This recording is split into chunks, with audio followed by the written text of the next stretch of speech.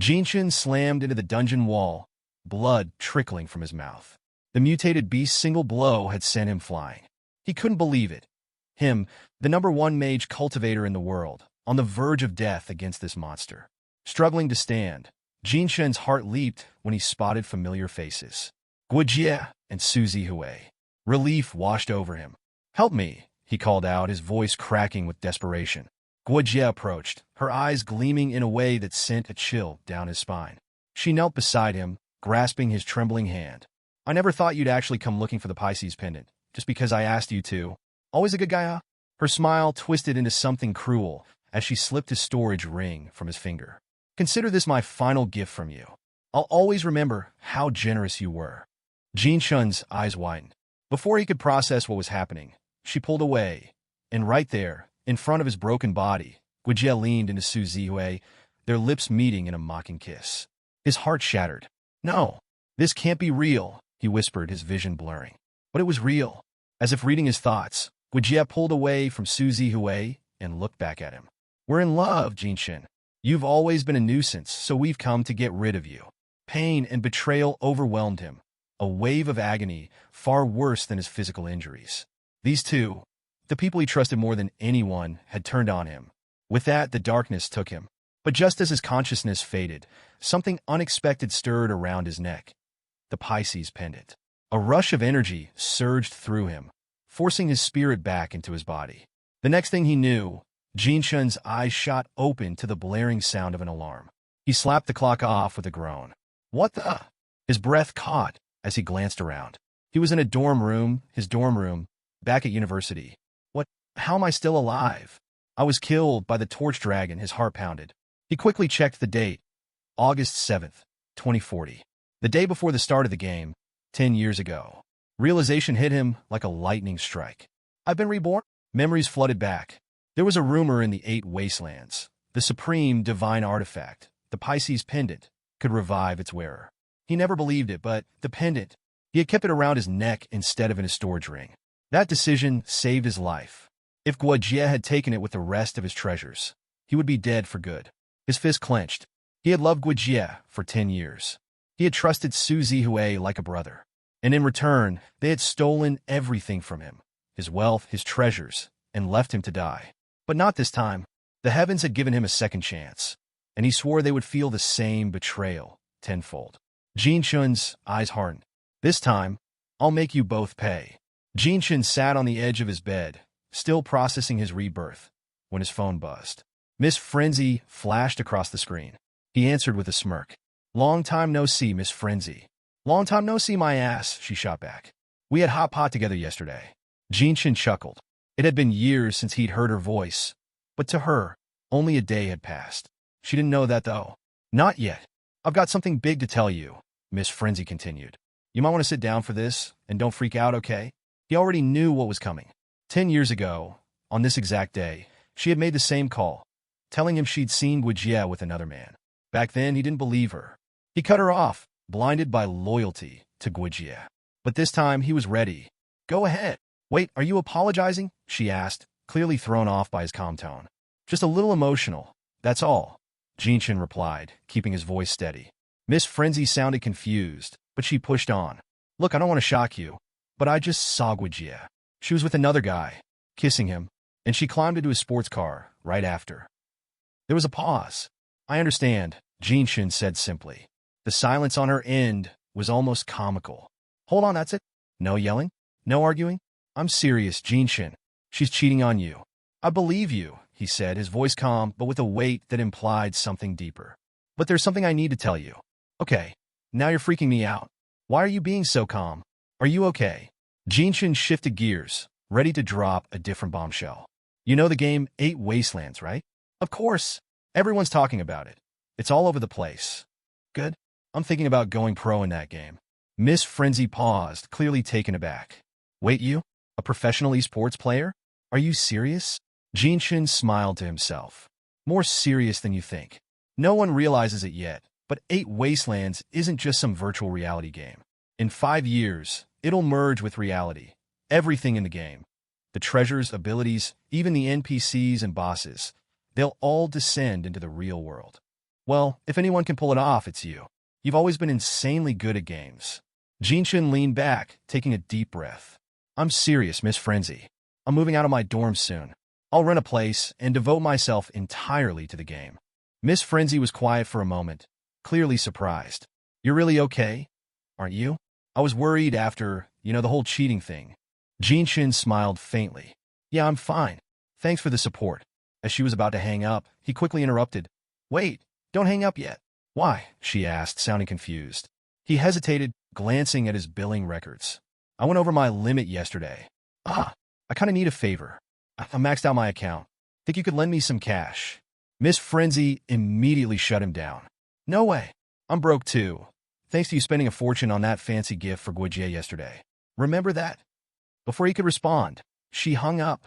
Jinshin groaned, wishing he had been reborn just a day earlier, so he could have saved the cash.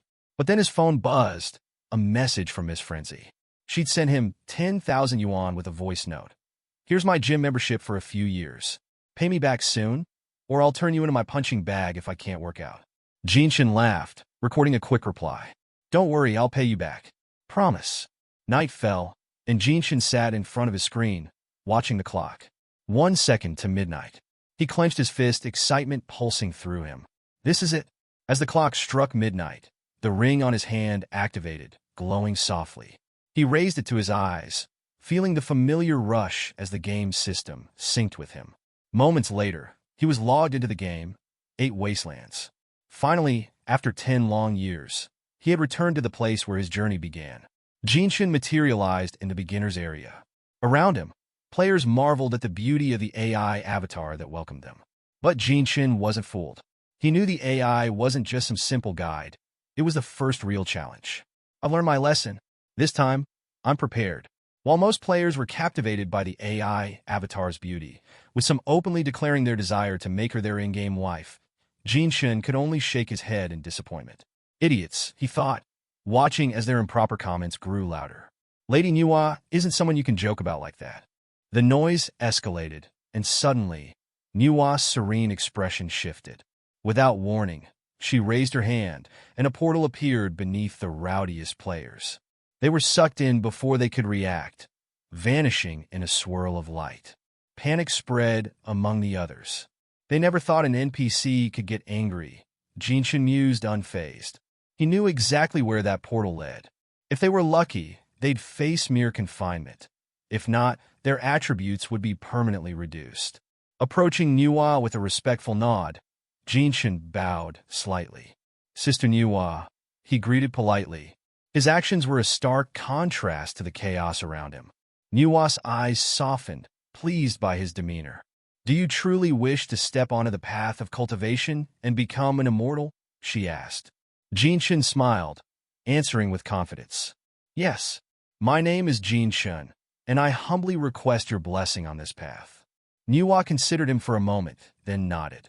Very well, mortal. I shall bestow upon you a good fate. Jinshin's heart raced. A new innate talent. In his previous life, his talent, business prodigy, had been more of a burden than a blessing.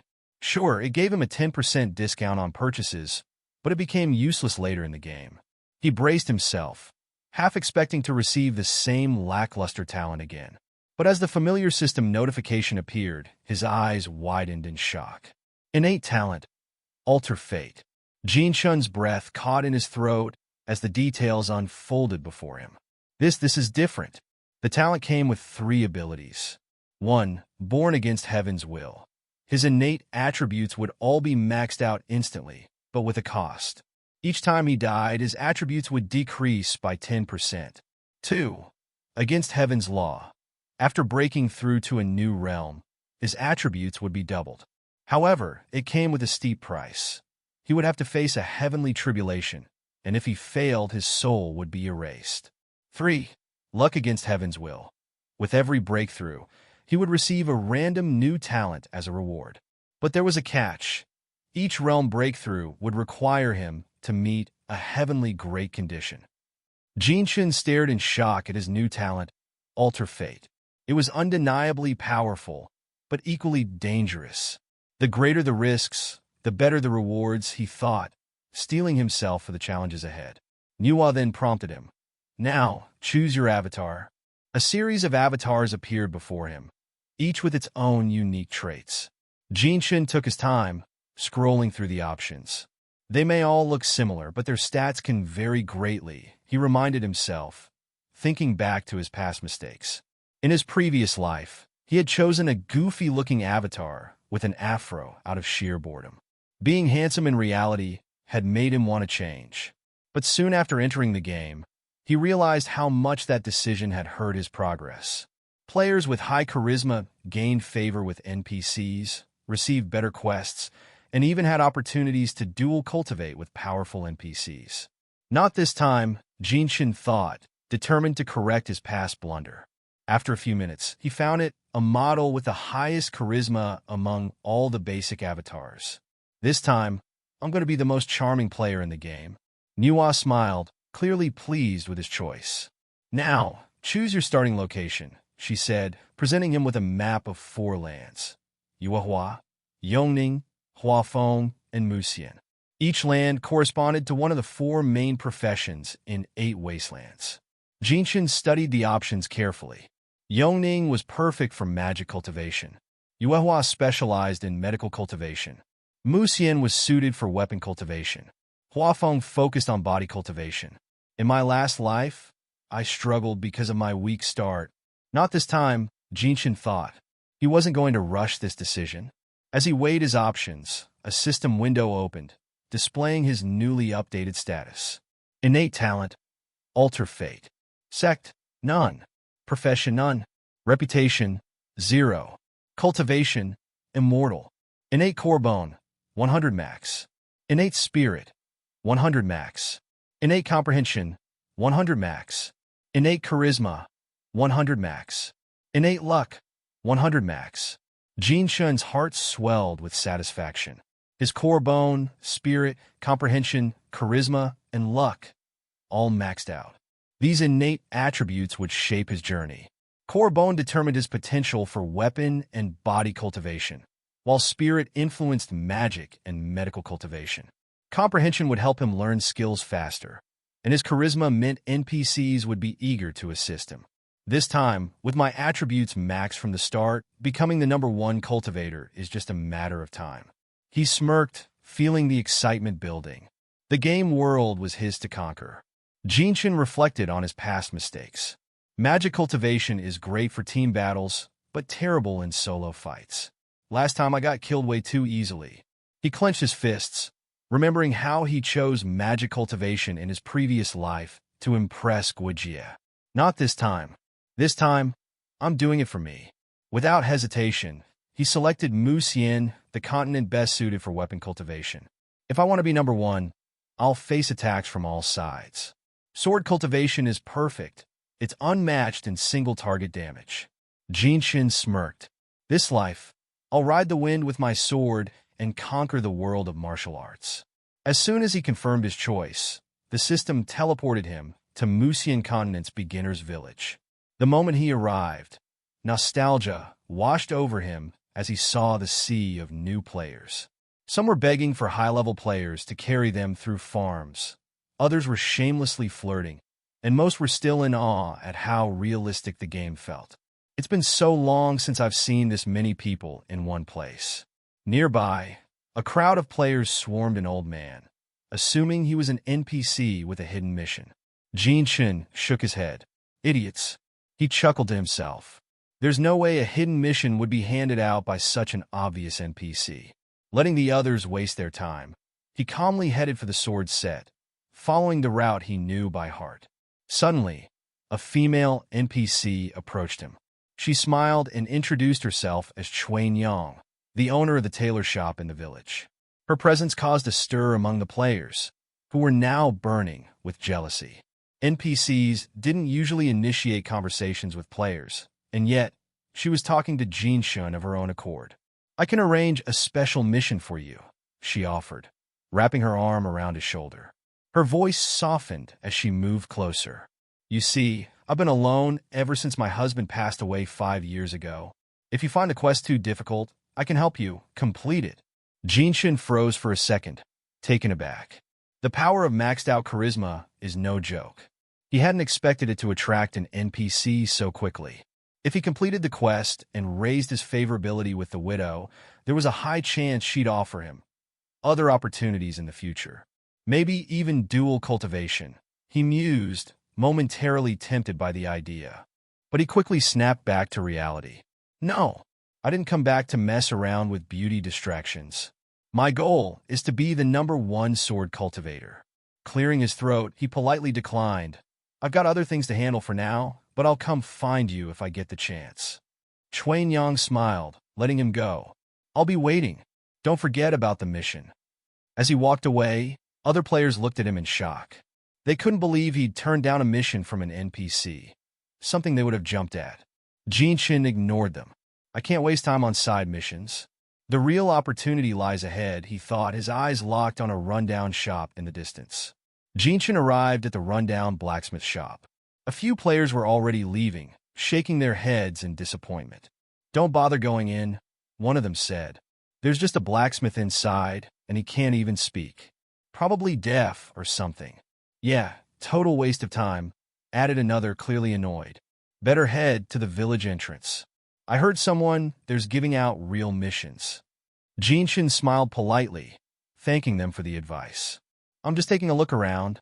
As he walked inside, ignoring their warnings, the players grumbled behind him, upset that he didn't listen, but quickly lost interest, deciding to chase after the potential mission at the village entrance. Fools, Jinshin thought. They don't realize the blacksmith is the most important NPC in this village. Inside, the blacksmith was completely absorbed in his work, oblivious to the players' complaints. His hammer struck the metal again and again, but something was off. The weapon he was crafting wasn't taking shape. Frustration was etched on the man's face as he worked, trying to figure out the issue. Jinshin immediately knew the problem. The fire's too weak. The temperature isn't high enough. Sensing an opportunity to gain the blacksmith's favor, he quietly stepped forward and began to help stoke the forge, pulling the bellows to increase the flames. The blacksmith paused, noticing the sudden change. As the fire roared back to life, realization dawned on him. He nodded in appreciation as he resumed his work, the weapon finally beginning to take shape under his skilled hands. After a few minutes of hammering, the blade gleamed brightly, perfect at last. With a wide grin, the blacksmith turned to Jinshin. Thank you for helping with the bellows. My apprentice isn't around today, so the forge wasn't properly tended to. You saved me a lot of trouble. Jinshin gave a humble nod. This is exactly what I was aiming for. The blacksmith walked over to a rack of weapons. As thanks, you can borrow any weapon here for a day, he offered. But remember, you'll need to return it by tomorrow. Most players would have been disappointed by such a short-term reward, likely seeing it as a waste of time. But Jinshin, being a veteran of the game, knew better. He confidently chose a simple iron sword, normal grade, with a strength of 3. For beginners, this might seem underwhelming, but I know what happens when I return it. The blacksmith watched his choice with approval. Good pick, he said. Now, I'll give you another opportunity. If you can bring me 10 venomous fangs from green pit vipers, I'll have something special for you. Jinshin accepted the mission, marking the official start of his sword cultivation journey.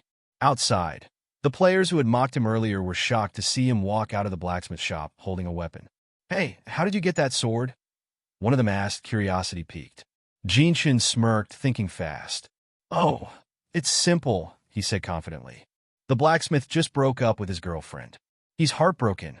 All you have to do is sing him a love song, and if you touch his heart, he'll reward you with a weapon. The players' eyes lit up, amazed at how easy the task sounded. Is that it? One of them asked. Yep, Jinshin said, trying to hold back his laughter. Just make sure your singing moves him. Eager to get their hands on a weapon, the players immediately gathered outside the blacksmith's workshop, breaking into awkward love songs, each trying to outsing the other. Jinshin stepped back, enjoying the ridiculous sight from afar. Inside, the blacksmith's face contorted in anger.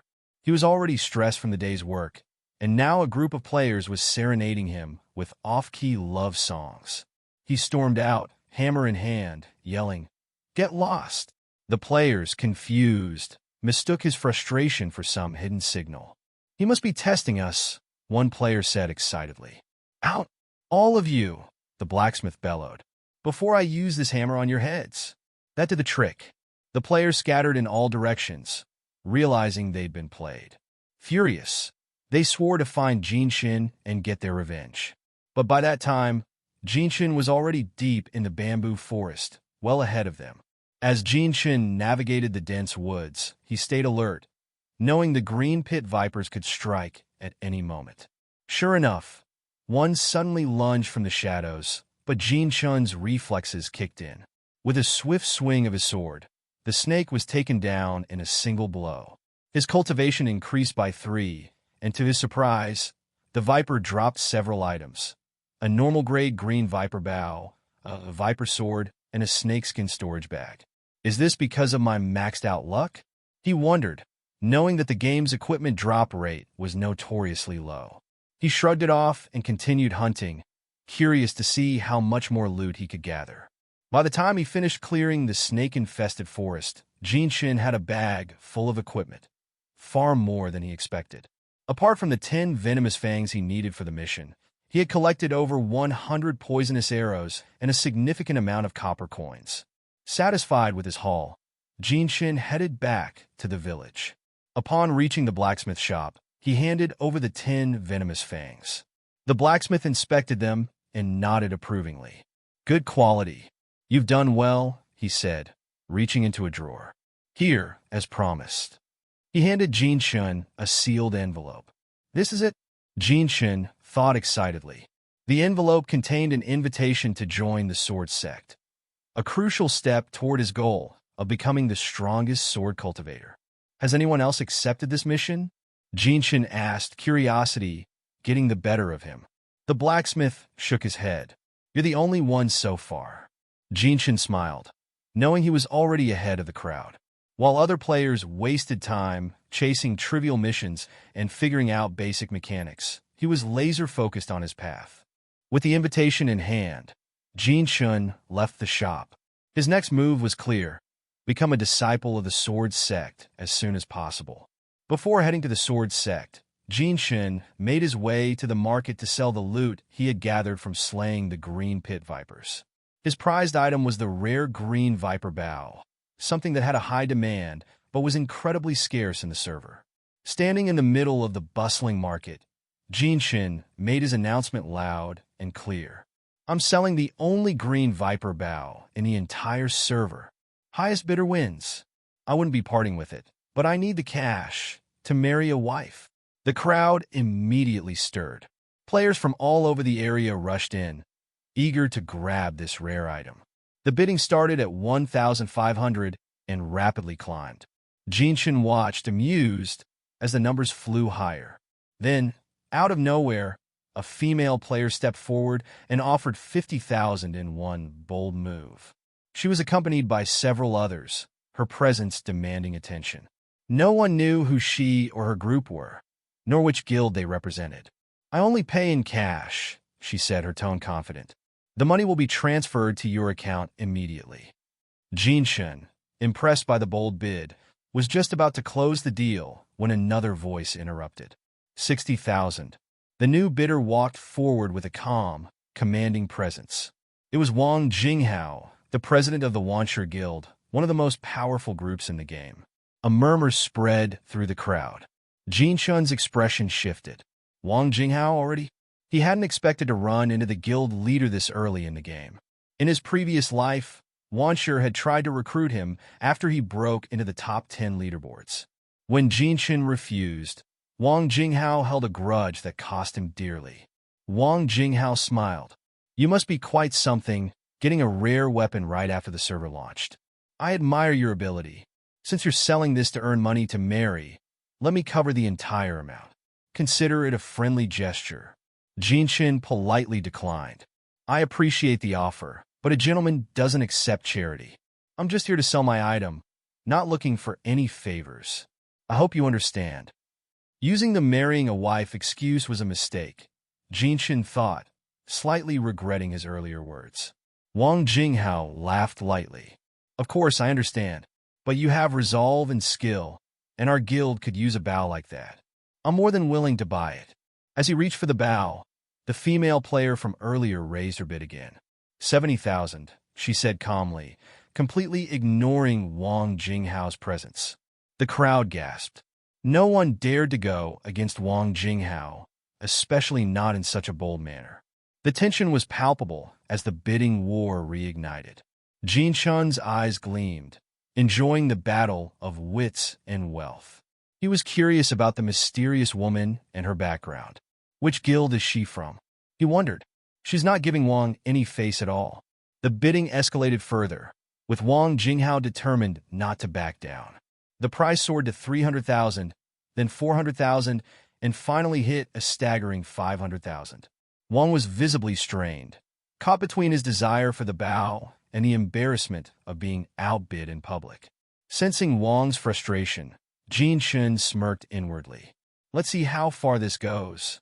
Wang Jinghao, now desperate, attempted to use his guild's reputation as leverage. "Do you know who I am?" he said, his voice filled with authority. "I'm the president of the Wanshi Guild. You should think carefully before bidding further." But the mysterious lady remained unfazed. Her calm demeanor and readiness to spend such a hefty sum on beginners' equipment only fueled speculation among the onlookers. Players whispered among themselves, convinced that her background must be extraordinary for her to challenge the young master of Wanshi Guild so openly. The lady raised her eyebrow, unfazed by Wang Jinghao's threats. "The highest bidder wins. How is making an offer going against someone? Are you trying to say others can't buy the things you want?" Wang Jinghao was momentarily speechless. He hadn't expected such a bold response. Realizing he was up against a formidable opponent, he decided to withdraw from the bidding war. But just as he was about to leave, Jin Shin stepped in. "I've long heard of Wanshi Guild's reputation," Jin Shin said smoothly. "If you're willing to pay the 500,000, I'll sell the bow to you. In exchange, I hope to earn your guild's support in the future." Wang Jinghao paused, studying Jin Shin's face for any sign of deceit. "Do you really mean that?" Jin Shin nodded confidently. "Yes." After a moment's consideration, Wang Jinghao accepted the deal. "Fine. If you run into any trouble, Wanshi Guild will be there to help you." He then asked for Jin Shin's account number and transferred the money without hesitation. Jin Shin hid his satisfaction behind a polite smile. "Perfect," he thought. "I've left a good impression for now, and I can leech off him later." As Wang Jinghao turned to leave, he glanced at the lady, smirking. "I won't hold a grudge because you're beautiful, but I hope you've learned your lesson. You should consider joining my guild." Jin Shin chuckled to himself. What an idiot, spending 500,000 just to save face. He knew that once Wang Jinghao used the bow, he'd realize that the poisonous arrows were limited. Even worse, he'd waste hours on annoying beginner missions, burning time and energy on an item that wasn't worth it. But for now, Wang Jinghao was clueless and even grateful to Jin Shin.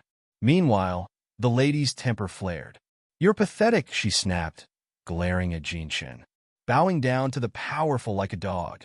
With her group in tow, she stormed off, clearly enraged by Jin Shin's betrayal. Jin Shin frowned slightly, realizing he might have taken things too far. "I really pissed him off. I need to find a way to repay them." A few hours later, in the wild boar forest, the lady led her group on a hunting mission. "Split up," she ordered. "Each of you find and kill 2 wild boars. Let's finish this quickly." The team dispersed into the forest, charging off to complete their mission. As the lady prepared to move, a figure appeared behind her. It was Jin Shin. The lady narrowed her eyes at Jin Shin, her suspicion evident. "Why did you follow us all the way here?" Jin Shin smiled, unfazed. "I'd like to speak with you privately. Just 2 minutes, that's all." She wasn't as angry with him as before, mostly because she suspected that he had been caught up in the reputation of the Wanshi Guild. After all, she had noticed that Jin Shin and Wang Jinghao didn't seem familiar with each other. Deciding to give him one more chance, she nodded slightly, willing to hear him out. "I have top-secret information," Jin Shin said, his voice lowering conspiratorially.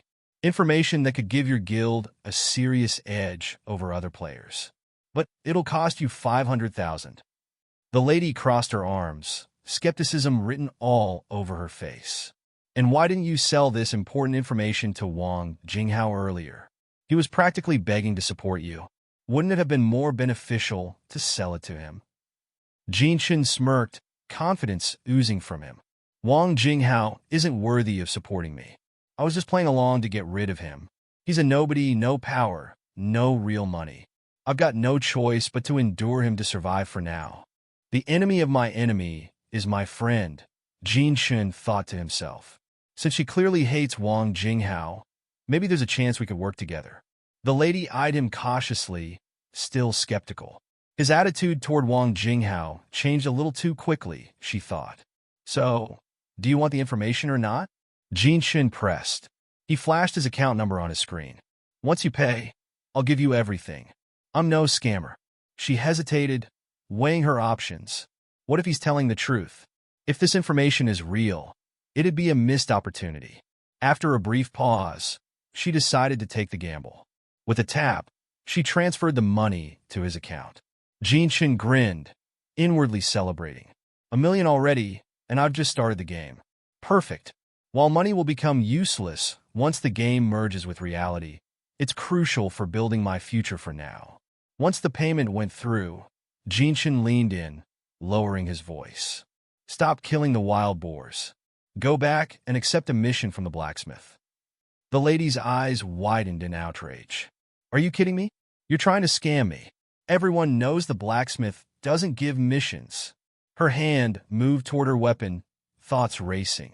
Could he be working with Wang Jinghao? Was this whole thing a setup? Anger flared, and her mind was made up. She'd make sure Jinshin didn't leave the wild boar forest alive. Just as the lady was about to unsheath her sword in anger, Jinshin quickly intervened. Wait, the reason you haven't gotten a mission from the blacksmith is because you're doing it wrong. She hesitated, still gripping her sword, eyeing him suspiciously. Jinshin continued calmly. To get a mission from the blacksmith, you have to help him blow his bellows for 5 minutes while he's working. Only then will he offer you the mission. If you're still unsure about the information, let one of your subordinates try it. But do it discreetly. If too many people find out, the information becomes worthless. The lady remained silent, processing his words. Jinshin leaned in slightly, lowering his voice. And the mission? That's not the important part. It's the reward that matters. The sword sect invitation. The lady's eyes widened, recognizing the significance. Jinshin smiled. Once you have the invitation, you'll know where the sword sect is, and that's your ticket to joining them. I said what I needed to. Whether you act on it or not, that's up to you. As Jinshin turned to leave, the lady called after him. Wait, why sell this information to me? Why not keep it for yourself? Jinshin chuckled and, without missing a beat, replied, I don't know. Maybe it's because you're quite sexy. For a brief moment, the lady was caught off guard, her cheeks reddening ever so slightly. But the flirtatious moment was cut short when her group members came sprinting towards them, panic clear on their faces. We're screwed, one of the girls shouted. We accidentally bumped into the boss. The lady's eyes widened as she saw the massive wild boar charging towards them, far larger than the others they had encountered. Retreat, she commanded. We don't have enough people to take down a boss like that. But before they could scatter, Jinshin stepped forward, a confident grin on his face. Your luck's actually pretty good, running into the biggest boss in the beginner's village. Since you're all backing down, I'll take it on myself. Everyone was stunned by his boldness. You're gonna fight the Wild Boar King alone? One of the girls asked in disbelief. Jinshin casually turned back toward the lady. Mind if I borrow your sword? Sold my bow, remember? Without hesitation, she tossed her sword to him. Do whatever you want, but I'm not helping you. If you're that eager to die, it's on you. Jinshin caught the sword with a smirk. Thanks. One of the girls sighed, clearly concerned. He's just throwing his life away. Another added, maybe he's trying to impress our leader. Thinks he can hit on her by showing off. The lady, now blushing, snapped at her. Shut up before I beat you. At the same time, Jinshin was locked in a fierce battle with the Wild Boar King. He quickly realized he was in trouble. The sword he borrowed wasn't strong enough. If only he had held on to the bow a little longer, this fight would have been over by now. No matter how many times he struck the boar, its HP barely dropped. Even when he aimed for its weak points, the damage was minimal. Frustrated, Jin Shun changed his approach. No point in fighting this thing head-on, he thought, eyes narrowing. He knew it was time to use his brains instead of brute force. With a smirk, he turned and sprinted away. The girls watching from a distance assumed he had given up. One of them chuckled. "Look at him run. It's kind of cute, but he's not getting away. No chance." The lady sighed, shaking her head. No one asked him to show off in the first place. But he's still a beginner. It's fine if he dies a few times. Maybe it'll teach him to stop bragging. Meanwhile, Jinshin was nearly at a dead end, a wall rising up in front of him. But just as the boar charged toward him, he performed a wall tap, using the momentum to leap out of the way. The wild boar king slammed headfirst into the wall, taking heavy damage from both the impact and the rocks that tumbled down on top of it. The girls gasped in shock. Did he just make the boar hurt itself? One of them muttered in disbelief. Jinshin saw his chance. The boar was severely weakened, panting heavily, and barely able to stand. Without wasting a second, he dashed forward, landing multiple critical strikes on its battered body. The boar, enraged, launched a final, desperate charge at him. Jinshin was caught off guard, not expecting it to still have any fight left. But his reflexes kicked in. He dodged the attack at the last second and countered with a swift strike to its horn, shattering it and dropping the boar's HP even further. Realizing this was the moment to finish things, Jinshin leaped onto the boar's back. Channeling all his strength, he filled his sword with chi and drove it straight into the creature's skull. With a final roar, the wild boar king collapsed. A notification flashed before Jinshin's eyes. Cultivation level increased to 7. Chi refining stage. He grinned in satisfaction. Reaching the chi refining stage meant he had officially become a cultivator. But there was more. Another notification appeared. Fate-altering talent activated. Innate talent against Heaven's law has doubled your attributes. Jinshin's heart raced. His gamble had paid off. His cultivation had skyrocketed far faster than he expected. And it was all thanks to his luck and running into the wild boar king. But then, another message appeared. Fate-altering talent activated. New random talent granted by Born Against Heaven's Will. Jinshin's eyes widened as the notification flashed in front of him. Random talent confirmed. Seed of Vitality granted. Vitality increased by 10%. Can be upgraded 3 times. His heart raced with excitement. This was the perfect reward for someone like him, fragile in the early stages of cultivation. While his attributes had already doubled thanks to his talent, the added boost in vitality was like a lifeline. Most cultivators at the chi refining stage only had around 10,000 HP. Now, Jinshin had 20,000.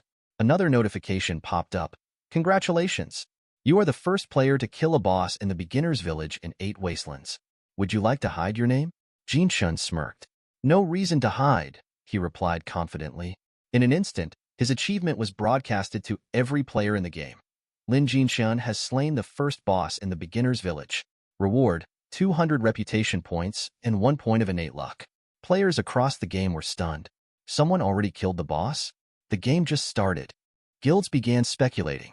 Some thought Jinshin belonged to a major guild and had used a human wave strategy to overwhelm the boss, with him landing the final hit. Others believed he was just incredibly skilled. Meanwhile, the lady couldn't believe her eyes. He actually did it. He really killed the boar by himself? Jinshin's rewards started rolling in. Spiritual grade Crimson Cloud Sword, Spiritual grade Illuminating Staff, and a spiritual grade technique, Shadow Step. He had expected good drops thanks to his max luck, but this was beyond even his expectations. Suddenly, the sky darkened and thunder rumbled ominously. A new notification appeared. Heavenly tribulation will descend in 30 minutes. Please prepare and proceed with caution. Jinshin froze. He instantly remembered the side effect of his Alter Fate talent. Whenever he broke through a stage, a heavenly tribulation would be summoned. If he failed to survive it, his soul would be erased from existence. Damn it! I knew this was coming, he muttered under his breath. There was no time to waste. He had to find a powerful expert, someone who could help him survive the tribulation. Just as he was about to make a run for it, The lady approached him again. Wait, can we be friends? She asked, her tone much softer than before. I'd like to buy any equipment you find in the future. I'll offer you a fair price, I promise. Jinshin quickly flashed his ID to the lady. Add me, he said with a grin before dashing off. I've got something urgent to take care of. The lady blinked, stunned at his sudden exit. What's so urgent that he's running like his life depends on it? She wondered aloud. Does he think we're scarier than the Wild Boar King? Meanwhile, Jinshin sprinted non-stop, his heart racing as fast as his legs. He finally arrived at the entrance of the sect, panting heavily. His thoughts were frantic. Please let there be an expert here.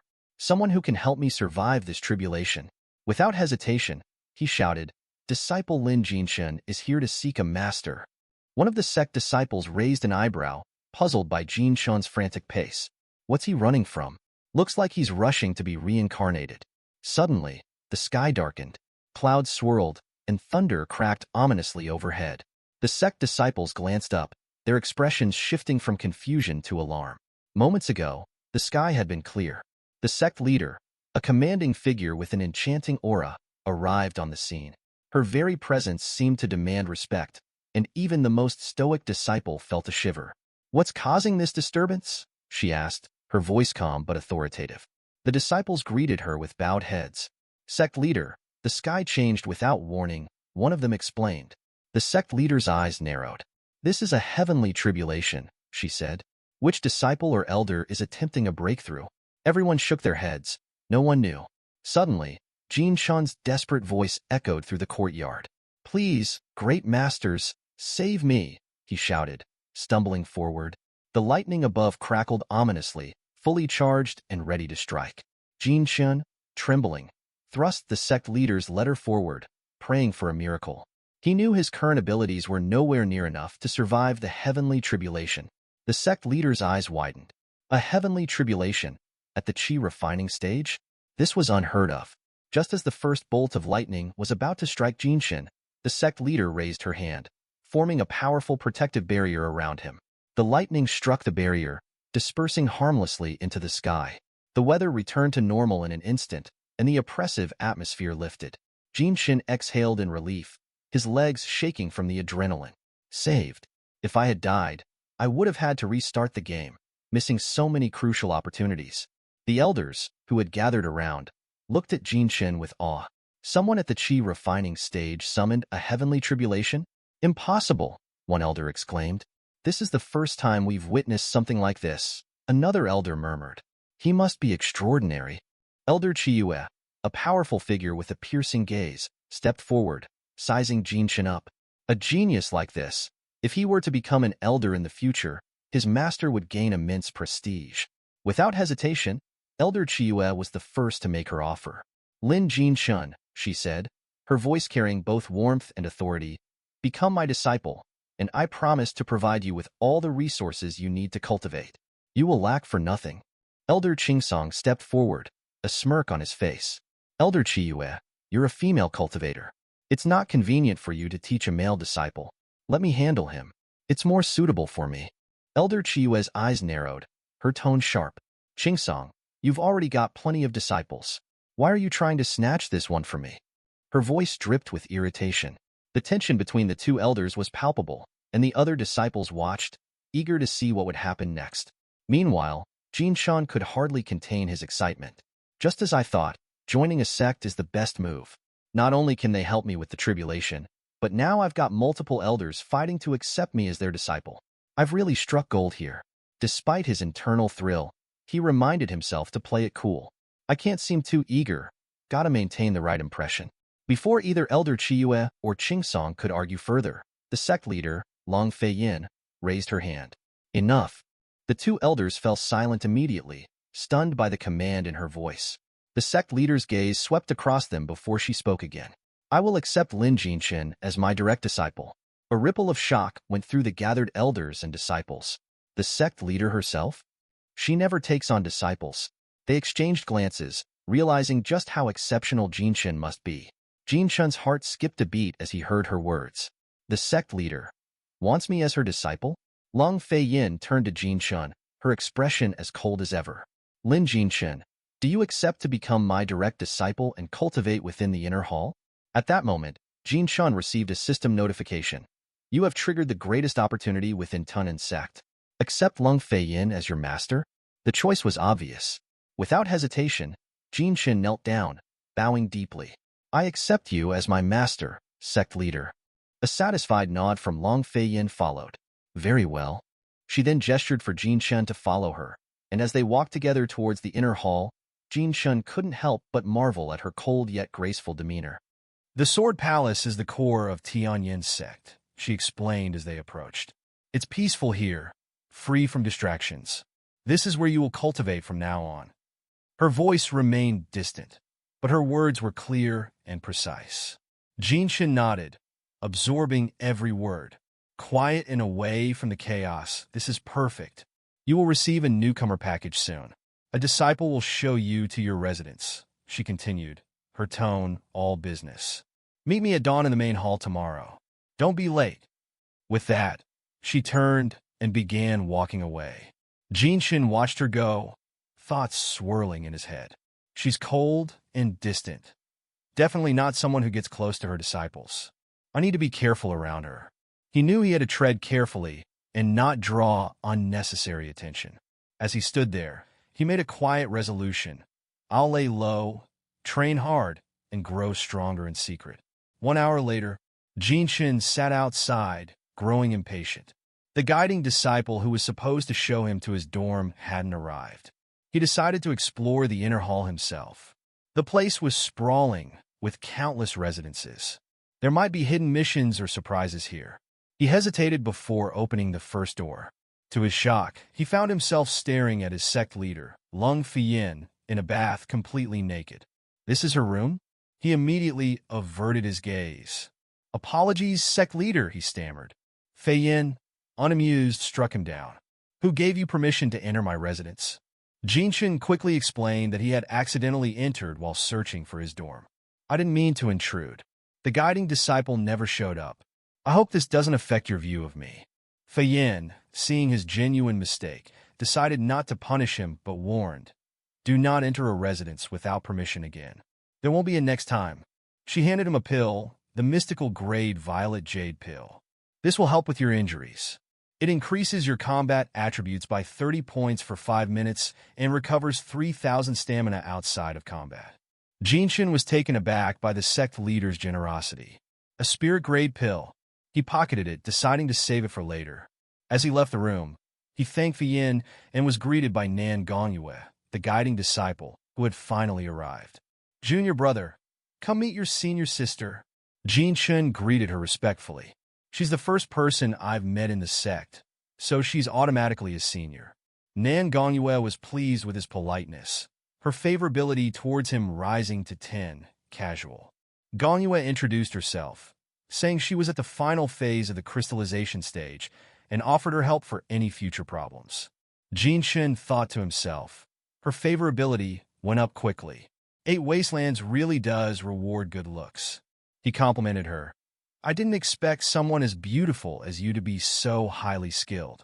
I'm truly impressed. Gonghua blushed. I didn't think you'd be such a flatterer. Jinshin added with a grin. There's an old saying. To improve your cultivation, you need more than just hard work.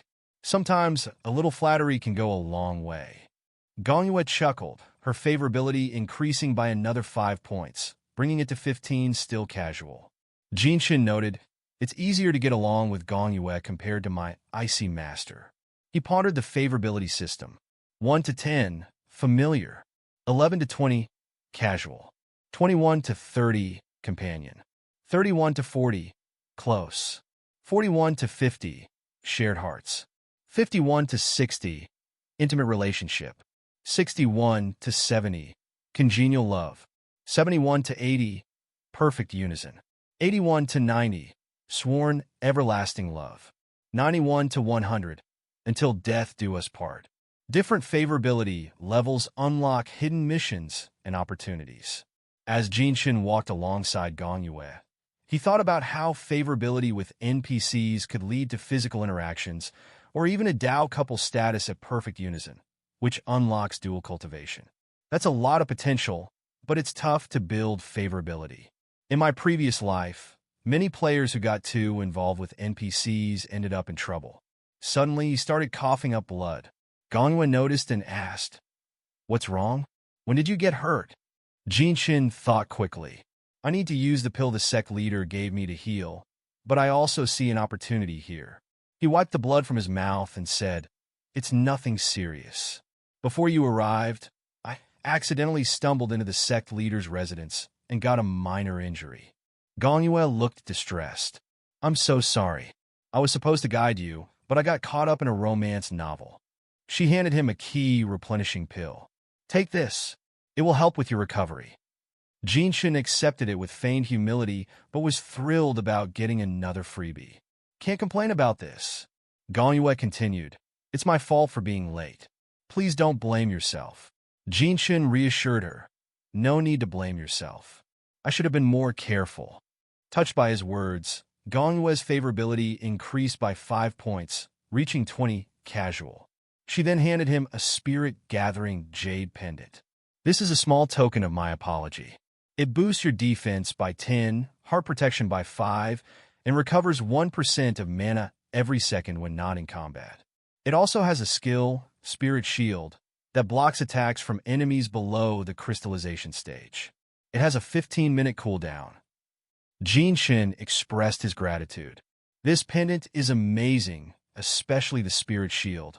It's a rare find even among spiritual-grade equipment." Ganhwa shrugged. "It's nothing special. I have plenty of treasures like it." Ganhwa informed Jinshin, "We should head to your residence now. All your basic beginner equipment is there." Jinshin thanked her and thought, "It's a good thing I know how to play my cards right. If not for my acting skills, I wouldn't have scored so many treasures right after joining the sect. Treating NPCs like real people is the way to go, but only a returner like me knows that." A few minutes later, Ganhwa led him to the Earth-grade Spirit Gathering Formation.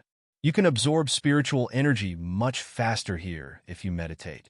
I'm a bit envious. We only have a mystical grade formation on my side."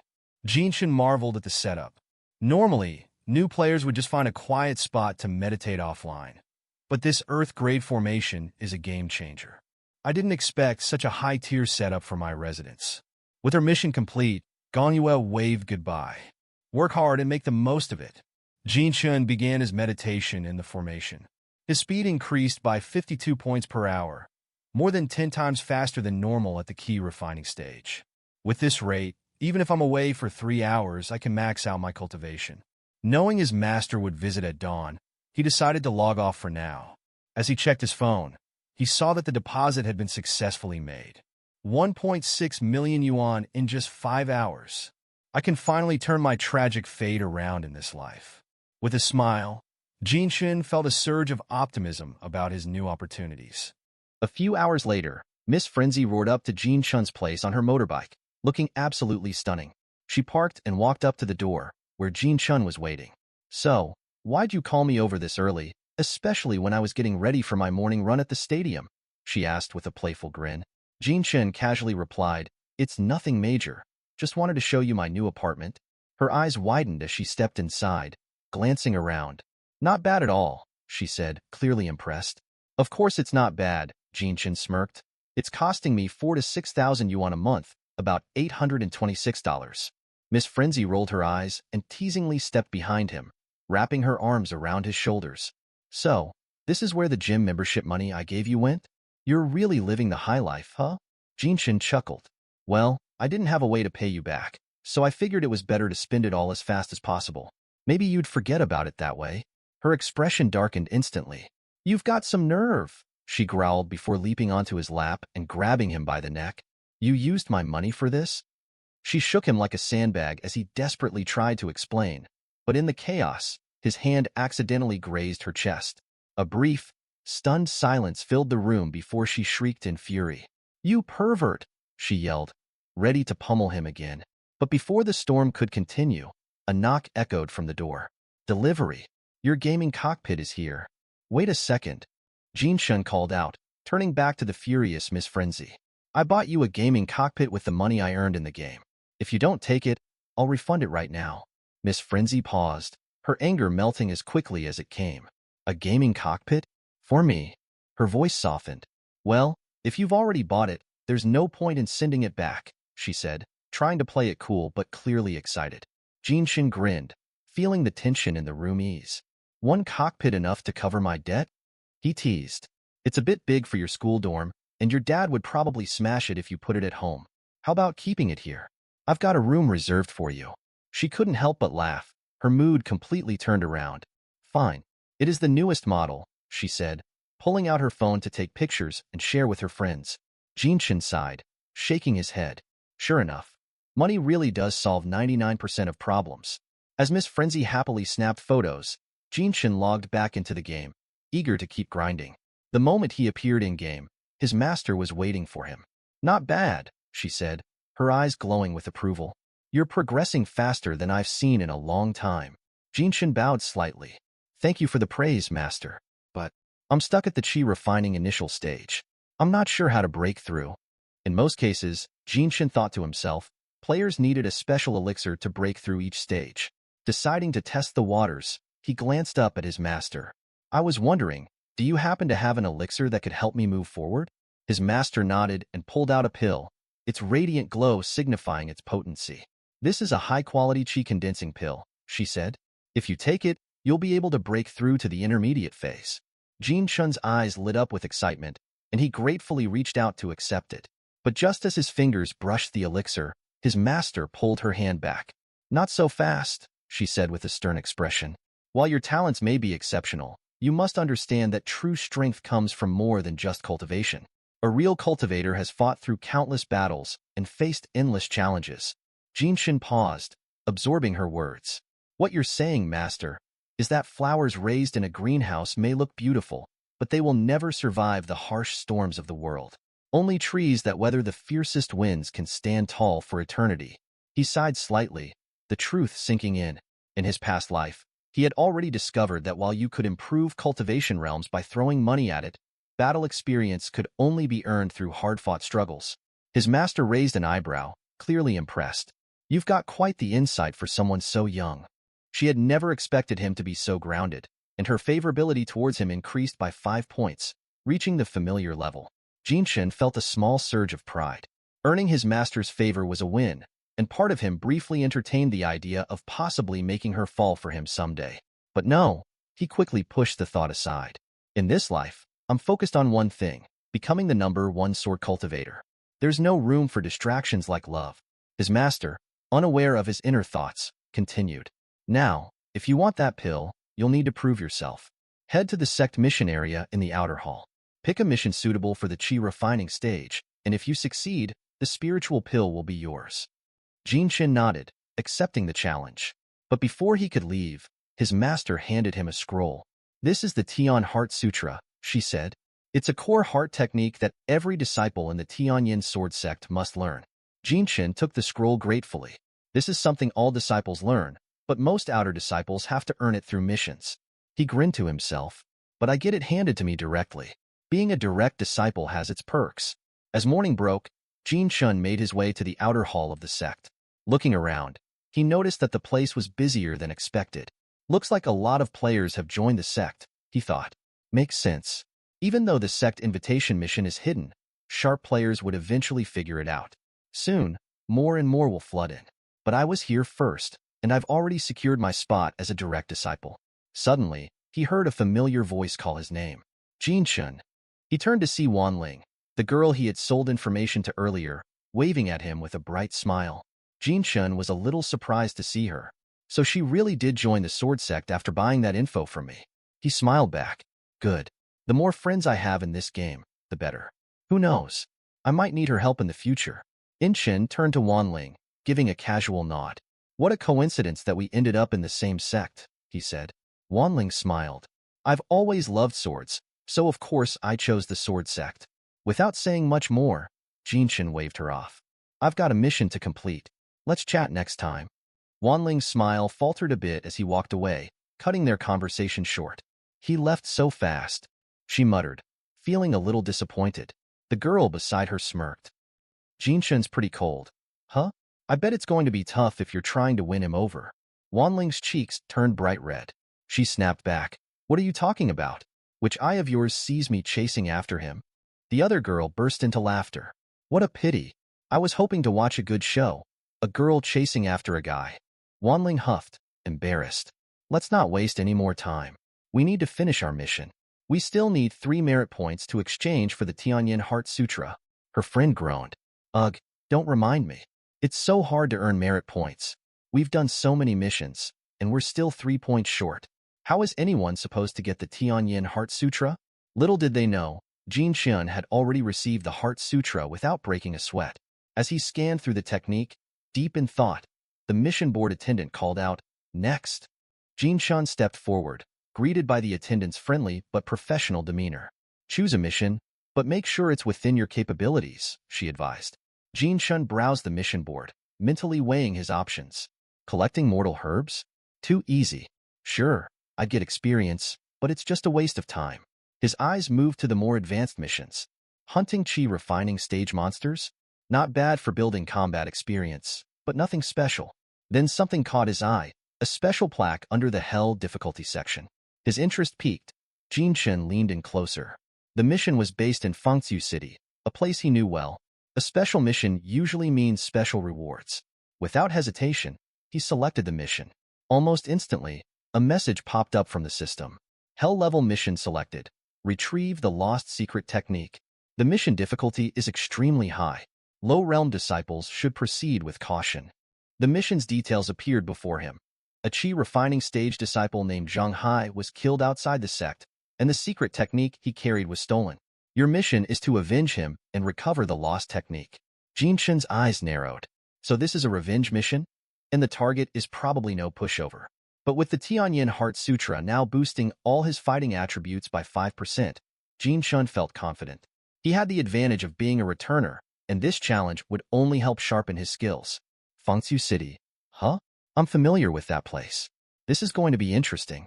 With a renewed sense of purpose, Jin Shen accepted the mission. He knew that the rewards for completing a hell-level mission could propel him forward quickly, and besides, this was just the kind of challenge he needed to truly test his strength. The mission rewards flashed before Jin Shen's eyes. 100 lower-grade spiritual stones, 100 merit points, 1 upper-grade chi condensing pill, a spiritual-grade martial art skill, and a hidden reward. The girl at the mission board raised an eyebrow, concerned. Are you sure you want to take this mission? It's extremely difficult. The person who killed Zhang Hai is likely at the chi refining stage final phase, much higher than your current realm. Besides, the sect doesn't allow disciples to accept new missions if they already have an incomplete one. Jin Shen smiled and nodded politely. Thank you for the reminder, but I've made up my mind. Disciples nearby exchanged glances, clearly surprised. One of them scoffed. He's got to be joking. The mission hint clearly states the enemy is at the final phase of chi refining. There's no way he can handle that. He's practically asking to get killed. Another disciple chimed in, shaking his head. Even if he's crazy enough to face someone in a higher realm, the mission has too few leads. Finding the killer will be like searching for a needle in the ocean. He's just showing off, and we all know how that ends. Wait and see. He's going to be humiliated. Ignoring the chatter, Jin Chen headed off. Let them talk. By the time I'm done, I'll have the last laugh. Nightfall.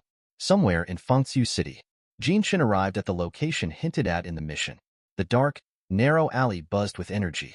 He approached cautiously, the air heavy with tension. This is it. The trail begins here. Before he could even step inside the building, 3 beautiful, busty women approached him. Their movements were graceful, their eyes filled with respect.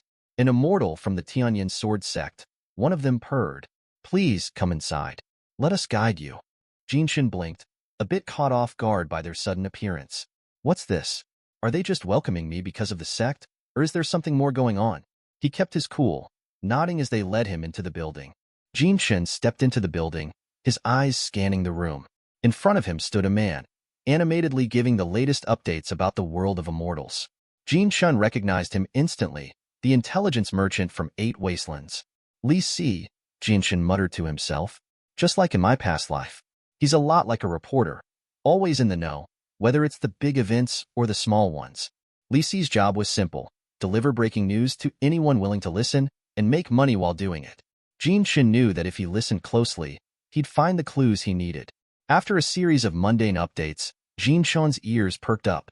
A disciple of the Tianyin sword sect named Zhang Hai was killed while journeying. The murderer is a rogue cultivator at the Qi refining stage final phase, Zhou Hao, known for his ties to the demonic path. Jin Chun's eyes narrowed in satisfaction. Bingo! As the crowd dispersed, Jin Chun calmly approached Li Si. I need to purchase some information. Li Si grinned knowingly. Of course, as long as the money's right, I've got what you need. Without hesitation, Jin Chun tossed him a bag of spiritual stones. Tell me where I can find Zhou Hao. Li Si weighed the bag and smirked. Zhou Hao's often seen lurking in Fengxiu City's Red District. He's a leecher who spends his time with women and wine. Just as Li Si was about to leave, he paused. There's one more piece of information that could be quite important to you, but it'll cost you 5 more spiritual stones. Jin Chun didn't bat an eye. No problem.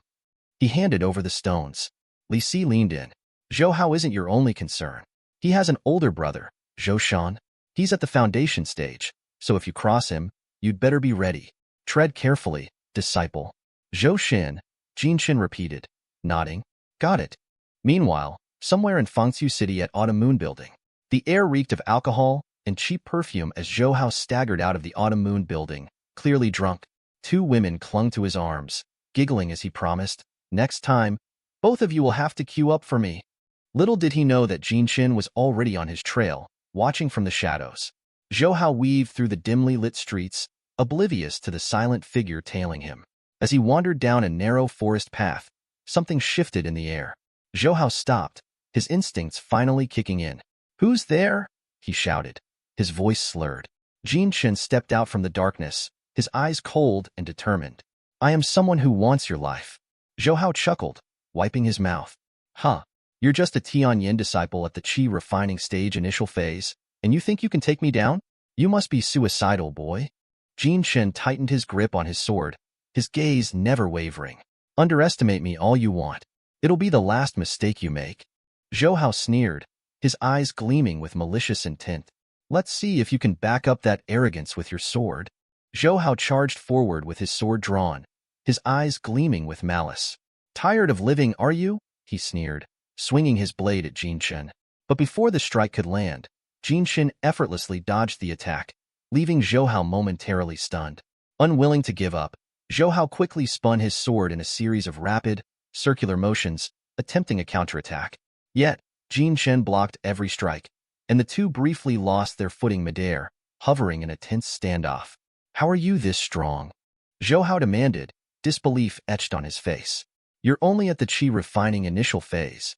Jin Chun smirked, his voice calm. It's not that I'm too powerful. You're just too weak. He thought to himself, that 5% boost in combat attributes from the Tianyin Heart Sutra really is no joke. Zhou Hao, enraged, activated his wild saber slash, a devastating technique that sent his blade slashing towards Jin Chun with reckless force. Jin Chun responded by activating his spirit shield, blocking the attack with ease. Smirking, Jin Chun thought, time to test out this spirit-gathering jade pendant Gongyue gave me. As Zhou Hao's attack collided with his shield, Jin Chun emerged completely unscathed, not a scratch on him. Zhou Hao's eyes widened. So many treasures, he spat. Looks like the sect favors you quite a bit. Hand them over, and I might spare your life. Jin Chun raised an eyebrow, his voice dripping with sarcasm. Who gave you the courage to ask me to hand over my stuff? Zhou Hao, no longer interested in talking, lunged at Jin Chun with all his might. But Jin Chun, moving with precision and speed, dodged every single strike. Zhou Hao's frustration grew, and realizing that prolonging the fight would only lead to his death, he made the desperate decision to retreat. Sensing the opportunity, Jin Chun charged forward, slashing through Zhou Hao's defenses. One powerful strike brought Zhou Hao's HP down by 90%, leaving him reeling in shock. How can one slash reduce 90% of my HP? Zhou Hao gasped. Jin Chun, now seeing Zhou Hao's stats more clearly, smirked. Zhou Hao's profession as a saber cultivator boasted an HP of 2,550, strength of 32, mental power of 30, defense of 28, and speed of 36. His thunder saber was a spiritual grade weapon, and he wielded the wind energy saber technique at minor proficiency, alongside the wind saber slash martial skill and mist-piercing charge body technique, both at beginner levels. But even with all this, Jin Chun's base stats were far superior. His higher attributes, top-tier skills, and equipment gave him a significant edge. With Zhou Hao's defenses crumbling, and his saber sustaining damage, Jin Chun mocked him. Weak chicken. Now, hand over the Tianyin Sword Sect's secret technique, or I'll finish you off. Zhou Hao, visibly shaken, dropped to his knees. I didn't realize how powerful you were. Please, I'll give you what you want. He reached into his robes to retrieve the technique, ready to surrender. But just as he extended his hand, a sudden sneak attack shot out from the shadows. Both Jinxin and Zhou Hao reacted in an instant, narrowly dodging the surprise strike. From the shadows, a figure emerged. It was Zhou Shan, Zhou Hao's brother, standing several meters away with a cold expression. Brother, save me, Zhou Hao shouted, his voice trembling as he glanced at Jinxin. You're really unlucky to run into my brother. He'll make you pay for every scar you left on me 100-fold. Jin Chun's eyes narrowed as he sensed the immense pressure radiating from Zhou Shan. He hadn't expected the foundation stage cultivator to be this much stronger. Zhou Shan, a rogue cultivator with a stern, no-nonsense demeanor, shot a furious glare at Zhou Hao. I warned you. Things are tense these days. I told you to stay on the mountain, but you wouldn't listen. He took a step forward, his voice low and menacing. If I hadn't come down in time, you'd be dead by now. Zhou Hao bowed his head, apologizing profusely. Brother, I swear I'll listen to you from now on. But first, avenge me. He's humiliated me. He must pay. Zhou Shan shifted his gaze to Jin Chun, a cruel smile forming on his lips. Hand over that spirit shield, and maybe I'll make your death quick. Otherwise, I'll carve you up so badly you'll beg for death. Jin Chun simply laughed, not taking his words seriously. Villains always talk too much. Meanwhile, Zhou Hao fumbled in his robes for an elixir. Brother, give me a moment. Let me recover my stamina, and I'll help you finish him. Before he could even bring the pill to his lips, Jin Chun moved like lightning. His blade flashed, striking Zhou Hao's neck with a critical hit, dealing 300 damage and leaving only a sliver of his health. Zhou Hao's eyes went wide, gasping in shock. Without hesitation, Jin Chun charged again, his sword gleaming under the moonlight. Zhou Shan, caught off guard, could only watch in stunned disbelief as Jin Chun's blade pierced through Zhou Hao's throat. Blood splattered across the forest floor as Zhou Hao let out a final, agonized scream before collapsing, lifeless. The world seemed to freeze for a moment. Zhou Shan stood, motionless, his face twisted with fury as he stared at his brother's corpse. You killed him, Zhou Shan growled, his voice barely a whisper, trembling with rage. Jin Chun wiped the blood from his sword, unfazed. Looks like your brother didn't know the rule. Villains die when they talk too much. His tone was cold, cutting. And in case you haven't realized, my target has always been both of you. Double the loot, double the fun. Jin Chun's eyes gleamed with deadly intent. Now, it's your turn to die. Zhou Shan's rage exploded as he lunged at Jin Chun with his blade. Jin Chun barely had time to react as the attack landed hard, reducing his health by 220 in a single strike. This guy's on a whole other level, Jin Chun thought, quickly parrying the next attack to prevent further damage. Zhou Shan, a Foundation Establishment Realm cultivator, was far more formidable than his dead brother. His stats were overwhelming: Strength 70, Mental Power 40, Defense 55, Speed 50, and a critical hit rate of 6. He wielded 3 spiritual-grade items: the Snow-Slashing Saber, a 100 times forged ring, and the Rhinoceros Belt, along with the Broad Moon Saber technique, Soul Chase, and Clone Shadow Step, all formidable techniques. In a flash, Zhou Shan appeared behind Jin Chun. Fast! Jin Chun barely managed to block, the force of the clash pushing him back several feet. Though Zhou Shan's speed surpassed Jin Chun's, his experience and instincts from his previous life allowed him to anticipate attacks just in time. Zhou Shan, visibly frustrated, gritted his teeth. How am I not able to take down a mere chi refinement brat?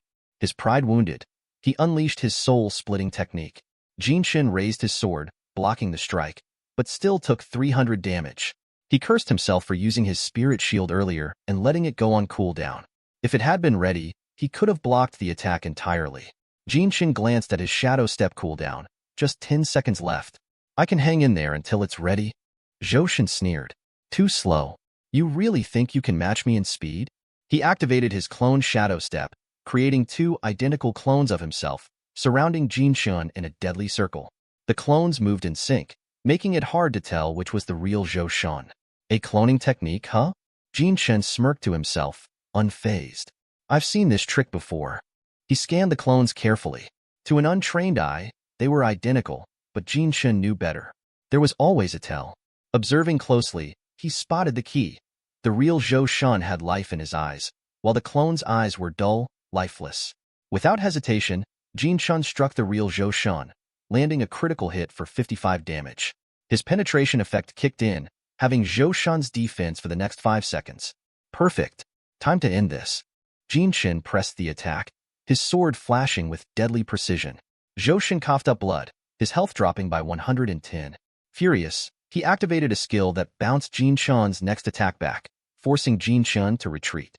But Zhou Shun didn't let up. He unleashed his broad moon saber technique, the saber flashing like moonlight, too fast for Jin Shun to fully block.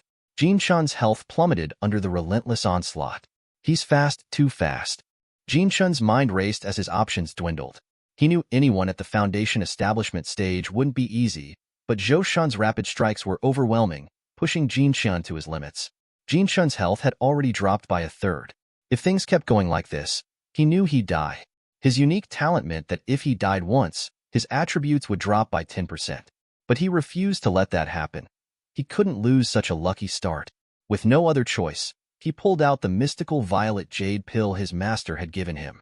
The pill would boost all his combat attributes by 30 points for 5 minutes and, outside of combat, restore 3,000 stamina points. I can't waste it, but if I don't use it now, I'm dead, Jin Shun thought, gritting his teeth. Swallowing the pill, a surge of power rushed through his body. Zhou Shun paused, his eyes narrowing as he noticed the sudden change in Jin Shun. The aura around Jin Shun intensified, his energy spiking dramatically. Jin Shun felt the difference instantly, his exhaustion melting away, replaced by a newfound strength. Zhou Shun sneered, activating his broad moon saber technique again. Laughing in the face of death? Huh? Let's see how long that lasts when you're in the underworld. He lunged at Jin Shun, but this time, Jin Shun's health immediately recovered to full. Zhou Shun's strike, which had been deadly moments before, now bounced off without doing any damage. Zhou Shun's eyes widened in disbelief. That elixir? It's no ordinary pill, is it? You must be loaded with treasure. He tightened his grip on his saber. But no matter how strong it makes you, the effects will wear off soon enough. Let's see if you can rely on it forever. Jin Shun laughed, his eyes sharp with newfound confidence. You're right, the elixir won't last. That's why I'll kill you before it wears off. Without hesitation, Jin Shun slashed, his sword cutting through the air and dealing 180 damage to Zhou Shun. The impact left Zhou Shun stunned. He couldn't comprehend how Jin Shun had suddenly become so powerful. Deciding to play it safe, Zhou Shun shifted to defense, biding his time until the elixir's effects wore off. The battle raged on, their blades clashing in rapid succession. As they fought, Jin Shun felt something click. In the heat of combat, he comprehended sword intent, increasing his swordsmanship aptitude by 5%. This is it, Jin Shun thought, his strikes growing sharper with each blow. Jin Shun's relentless assault wore Zhou Shun down, reducing his health to just over half. This kid, he must be an important disciple of the Tianyin sword sect. I can't let him leave here alive, or the consequences will be disastrous. Desperate, Zhou Shun activated his soul chase technique, his trump card. With deadly precision, he aimed straight at Jin Shun. But Jin Shun, with his heightened senses, dodged it just in time. For a brief moment, Zhou Shun hesitated, his eyes widening in shock. That split-second distraction was all Jin Shun needed. Seizing the opening, he struck with everything he had, landing a fatal blow. Zhou Shun's body crumpled to the ground, lifeless. A message flashed in Jin Shun's mind, Hell difficulty mission complete. Return to the sect for your rewards. Jin Shun sheathed his sword, catching his breath. That was close, but it's done. After defeating Zhou Shun and Zhou Hao, Jin Shun made his way back to Fengqiu City's bustling market. It was his first time completing a mission outside the sect, and he figured it was only right to get a gift for his master as a token of gratitude. Strolling through the market, he scanned the various stalls, his mind drifting. Maybe a gift will raise her favorability, he mused, but the real question was, what should he buy? As Jin Shun wandered deeper into the market, he remembered a famous saying, a woman can never have too many accessories. With that in mind, he headed toward a jewelry shop, eyeing a beautifully crafted jade hairpin. Satisfied with his choice, he made the purchase and set off back to the Tianyin sword sect to submit his mission report.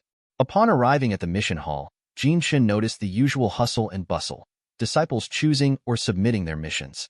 He approached the mission lady, the woman responsible for recording missions, and handed her his mission progress report.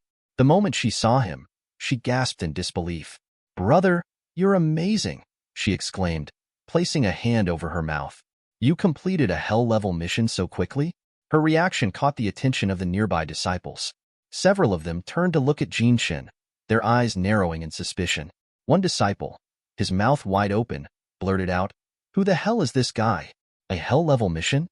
Another, rubbing his chin, murmured, "Impossible. You'd need to be at the chi refinement final phase to even survive that." The whispers spread like wildfire. A few players in the crowd began to focus on the scroll Jinshin held, curiosity piqued. The mission lady, still amazed, accepted the report. "You truly are an elite disciple of the inner halls," she said, smiling. "The sect recognizes your potential, and you have a promising future."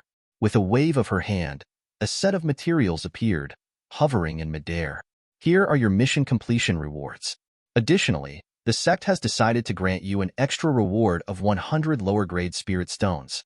Jinshin calmly brought out his storage bag and collected the rewards, flashing the mission lady a cheerful smile.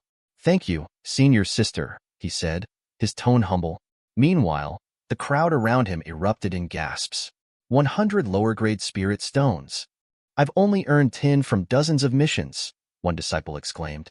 Another pointed at the sect merit points displayed on Jinshan's wooden plaque. "He has 100 merit points.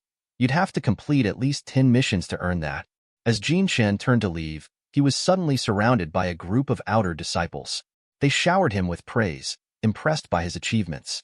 "Brother Jinshin, you're incredible," one said, admiration shining in his eyes. Some of the players in the crowd moved in as well, eager to approach him. "Have you joined a guild yet? If not, our guild would be honored to have you," one player asked.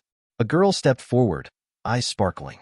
"Senior, I'd be willing to do anything if you could carry me through a few missions," she said with a flirty smile.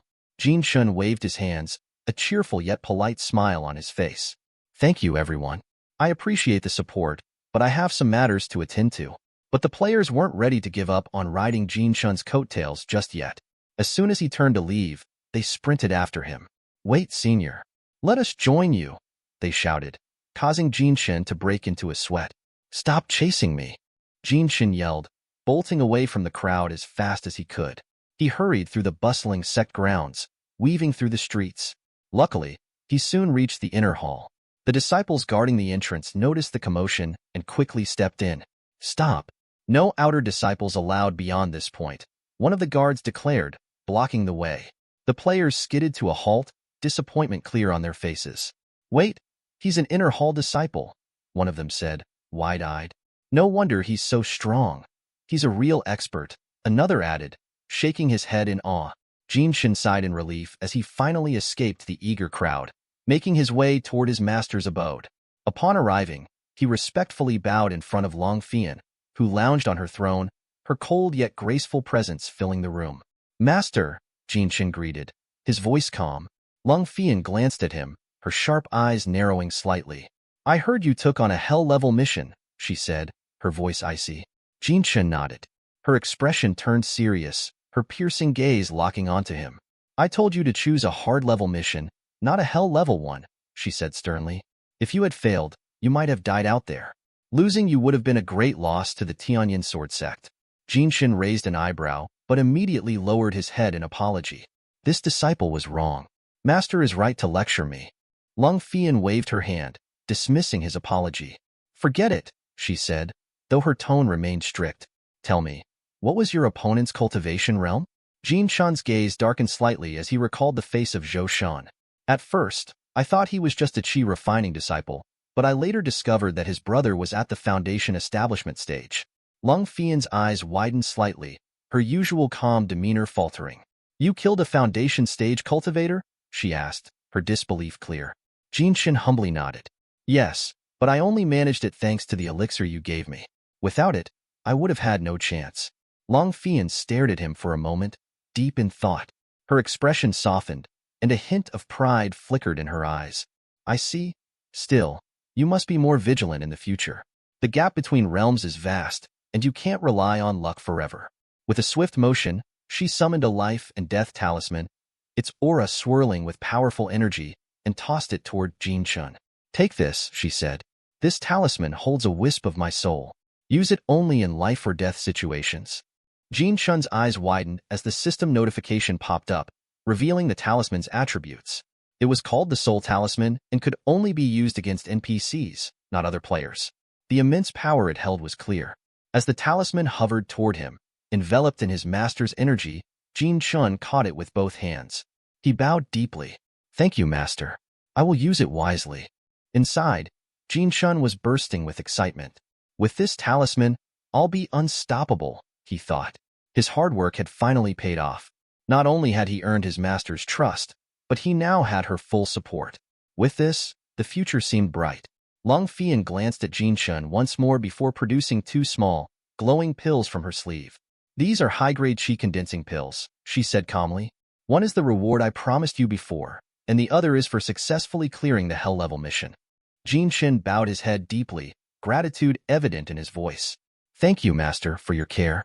I won't disappoint you in the future." Long Fian's sharp gaze softened just a fraction as she nodded. "What you lack most now is a proper sword technique. Visit the scripture library and exchange one from there. It will aid you greatly in your future battles." As she turned to leave, Jin Chun quickly raised his head. "Master, wait!" he called out, pulling the simple jade hairpin from his storage bag. He stepped forward, holding it out to her with both hands. "I wanted to offer you a gift. I couldn't afford a jeweled hairpin, so I bought this ordinary one instead." Long Fian looked at the hairpin, her expression unreadable as she studied it in silence. After a few tense moments, she spoke in a calm, yet distant tone. "Focus on your cultivation, Jin Chun. Don't slack off." With that, she disappeared into thin air, leaving Jin Chun standing alone in her grand palace. Jin Chun blinked, staring at the spot where his master once stood. Did she not like it? He wondered, feeling a little unsure. But just then, a system notification popped up in front of him. "Long Fian's favorability towards you has increased by 5 points. Total, 10 points. Seeing the notification, Jin Chun's eyes widened in surprise before clenching his fists in joy. It increased, he thought excitedly. She may seem cold, but master does care. With a satisfied grin, Jin Chun left the sect master's palace, feeling a renewed sense of determination. As he walked toward his own abode, thinking of his next steps, a loud explosion suddenly shook the area, snapping him out of his thoughts. What was that? Jin Chun muttered, his head whipping toward the direction of the explosion. In the distance, smoke and debris filled the sky. His instincts kicked in, and he immediately made his way toward the scene. At the source of the explosion, the entire area was covered in rubble, and a thick cloud of smoke still hung in the air. Disciples had already gathered, murmuring and pointing in confusion. From within the smoke, a figure emerged, coughing. As the dust settled, the figure became clear. It was Elder Tianqing, one of the 12 great elders of the Tianyin sword sect. Elder Tianqing wiped the dust from his robes, shaking his head in frustration. "I failed again. Why is the Eternal Youth pill so much harder to refine than the Celestial Essence pill?" he muttered to himself. Realizing a crowd had gathered, he cleared his throat and raised his voice. "Disciples of the sect," he announced, "I require a medicinal catalyst for my next attempt. Who among you is willing to help me find one?" As soon as Elder Tianqing made his request, a virtual screen popped up in front of every player present, displaying the details of a new mission. Hell difficulty mission. Help Elder Tianqing find the Yin replenishing herb. Objective: locate the Yin replenishing herb within 24 hours. Hint: the herb can be found on the body of the medicinal spirit falcon, located in Songlang Medicine Valley. Rewards: high-grade elixirs and rare cultivation materials. As the players discussed amongst themselves, one muttered under his breath, "Another hell-level mission? Don't we need spirit stones to even get to Songlang Medicine Valley?" A nearby player rubbed his head in frustration. "No way I'm taking this mission. It's not just hard, it's expensive. Definitely not worth it." The crowd was buzzing with complaints when suddenly, Jin Chun appeared. Without hesitation, he stepped forward, saluted Elder Tianqing, and declared, "I'm willing to find the Yin replenishing herb, Elder." The players turned, startled, eyes widening in disbelief. "Is he seriously accepting a hell-level mission?" someone whispered. Elder Tianqing stroked his long beard as he observed Jin Chun. This is the boy who became Long Fian's direct disciple. He smiled faintly, recognizing Jin Chun's potential. Meanwhile, Jin Shun couldn't hide his grin. He knew Elder Tianqing was the top alchemy grandmaster in the sword sect, and building a good relationship with such a powerful figure could only benefit him down the line. After accepting the mission, Jin Shun wasted no time and headed straight for Zhonglang Medicine Valley. By the time he arrived, night had fallen. The valley was dim, and Jin Shen held a lantern high to light his way. Spirit falcons usually nest near areas rich with herbs, Jin Shen thought, recalling memories from his past life. As he searched, the distant sounds of battle caught his attention. He followed the noise until he came across a group of female players, locked in combat with the medicinal spirit falcon. The falcon's HP had already dropped to half, and it screeched as it retaliated against the players' attacks. Jin Shen stood back, watching them struggle with a smirk. Amateurs. They're no match for a boss like that, he thought. They'll be wiped out soon. With a casual stride, he began walking towards the battlefield, his lantern casting a soft glow around him. One of the female players fighting the falcon spotted him and gasped. "Hey, look, the handsome expert is here," she exclaimed, pointing in Jin Shun's direction. The girl named Wanling turned to see Jin Shen approaching, her eyes widening in disbelief. As he reached them, Jin Shun spoke calmly. "I need the medicinal spirit falcon for a mission. Would you be willing to let me take it off your hands?" Before Wanling could respond, another figure descended from the air. A silver-haired female player dressed in green, her aura commanding attention. She landed gracefully beside Wanling and asked in a cool voice, "Do you know this person?" Wanling quickly rushed to her side. "Sister, this is the expert I told you about, the one who killed the Boar King in the beginner village all by himself." His name was announced to the entire server. The silver-haired player raised an eyebrow, clearly intrigued. Wanling leaned in, lowering her voice. "He's also the one who sold us the information for that blacksmith mission." The silver-haired girl narrowed her eyes as she spoke to Wanling. "This guy's probably here to capture the boss and claim the Tianyin Heart Sutra. But this spirit falcon is equally important to our Moon Shadow Guild. We can't let him have it, even if we are on good terms." Wanling nodded in agreement and stepped forward, slightly bowing her head to Jin Shun. "I'm sorry, Jin Shun, but we also need the falcon for our mission. You'll have to wait for it to respawn tomorrow." Jin Shun crossed his arms, a sigh escaping his lips. "As I thought." He glanced up at the spirit falcon. "But looking at how your battle's going, I doubt I'll need to wait that long for the respawn." Just as Jin Shen predicted, the falcon's HP dropped to half. It screeched loudly, soaring high into the air, and its body began emitting golden dust. The pollen spread throughout the area, and soon, the players around it started swaying on their feet, their senses dulling. The falcon seized the moment. With a single, devastating strike, it knocked down several players, their cries of pain echoing as they were tossed aside like rag dolls. The silver-haired girl, shocked by the sudden change, hesitated. Wanling turned to Jin Shen, her eyes wide. Jin Shen shrugged. "I was just about to tell you. When the spirit falcon's HP drops to half, it releases stunning pollen. It lowers your physical energy and increases your skill cooldown. Best of luck." Wanling's jaw dropped. "Wait, what are you saying?" Before Jin Shun could respond, the silver-haired girl leaped into action. "Ignore him. Focus on delaying the boss." She rushed forward, summoning her power. With a swift motion, she cast Earth Immortal Binding Hands, golden energy shooting out to bind the spirit falcon in place. Immediately after, she followed up with her blazing fire lantern technique. Flames erupted beneath the falcon, engulfing it entirely, and in an instant, its HP plummeted to a quarter. Jin Shen stood back, arms still crossed, watching the scene with a sigh. Skills like that only make things worse. Once the falcon's wrath meter maxes out, its attack speed and damage will increase drastically. As if on cue, the spirit falcon let out an enraged screech, its eyes glowing a fierce crimson. It shot towards the silver-haired girl with terrifying speed, its beak aimed to tear her apart. "Careful!" Wanling cried out, rushing to her aid, but it was too late. The falcon's attack struck, the silver-haired girl coughing up blood as her HP dropped to near nothing.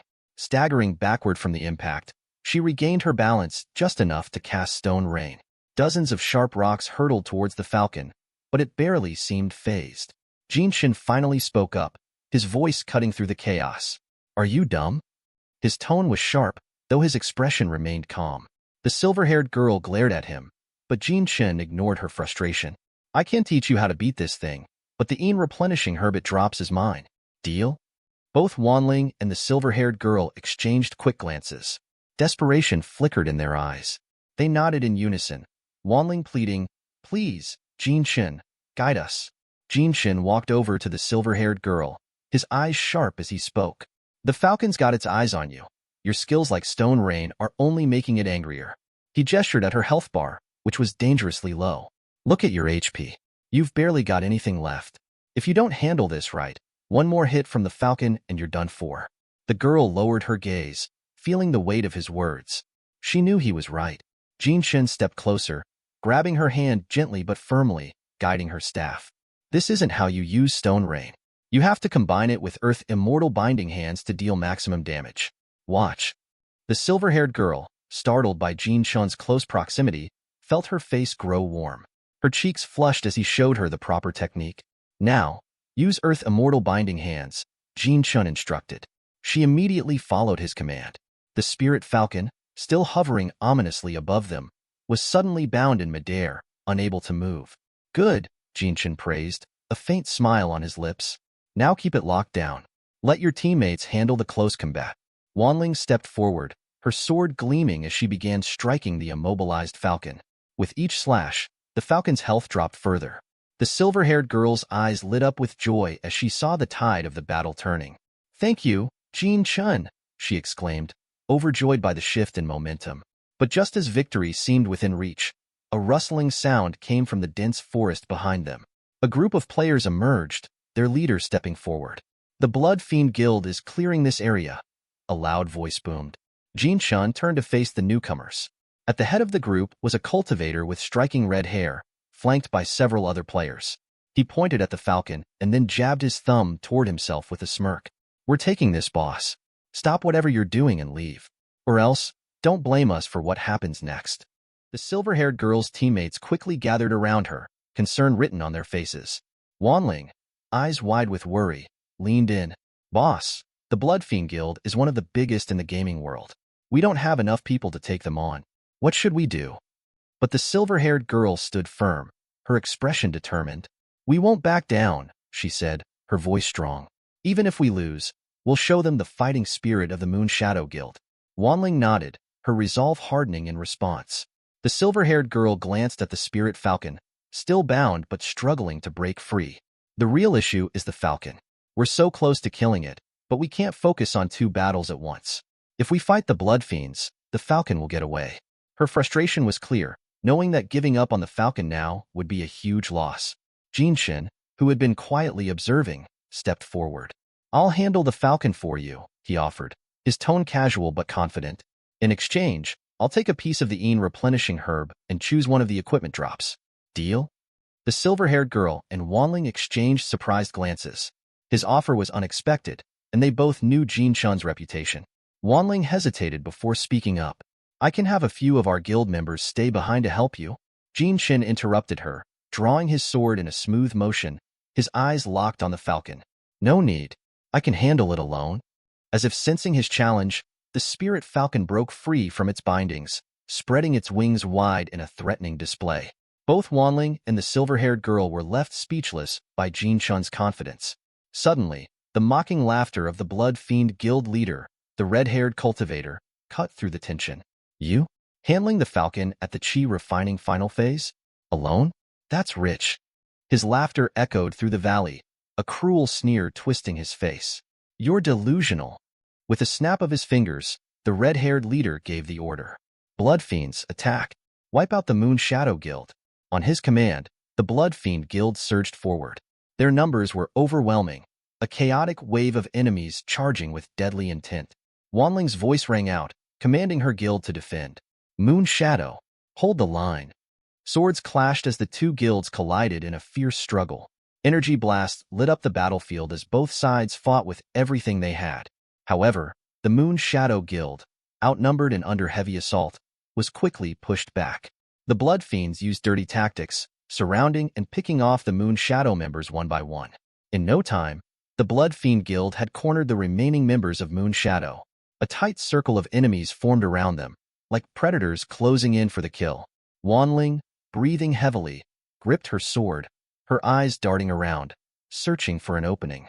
The silver-haired girl, staff in hand, tried to keep the blood fiends at bay, but it was clear that they were in trouble. The blood fiend leader sat arrogantly atop a rock, laughing with malicious glee. Why do you women even bother coming to Medicine Valley?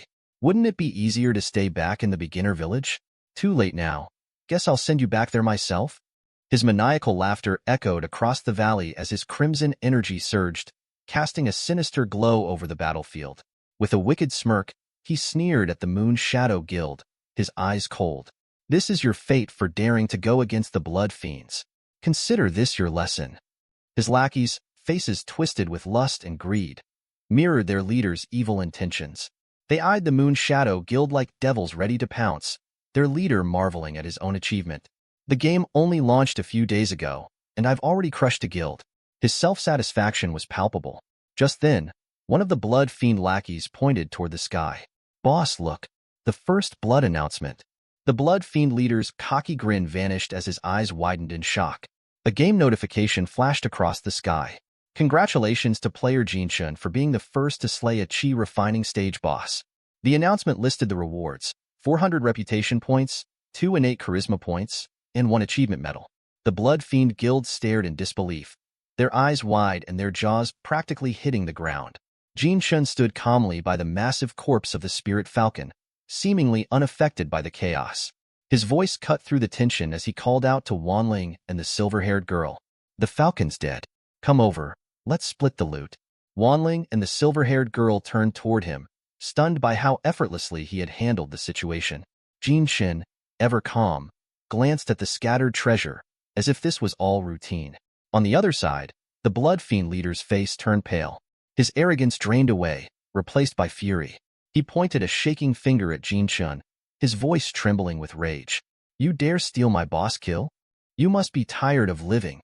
His eyes blazed with hatred as he barked orders to his guild members. Kill him.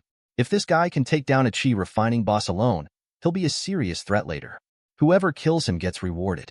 Take his gear and ruin his leveling progress. One of his guild members, Fengshan, a body cultivator in the chi refining initial phase, smirked and lunged at Jinshun.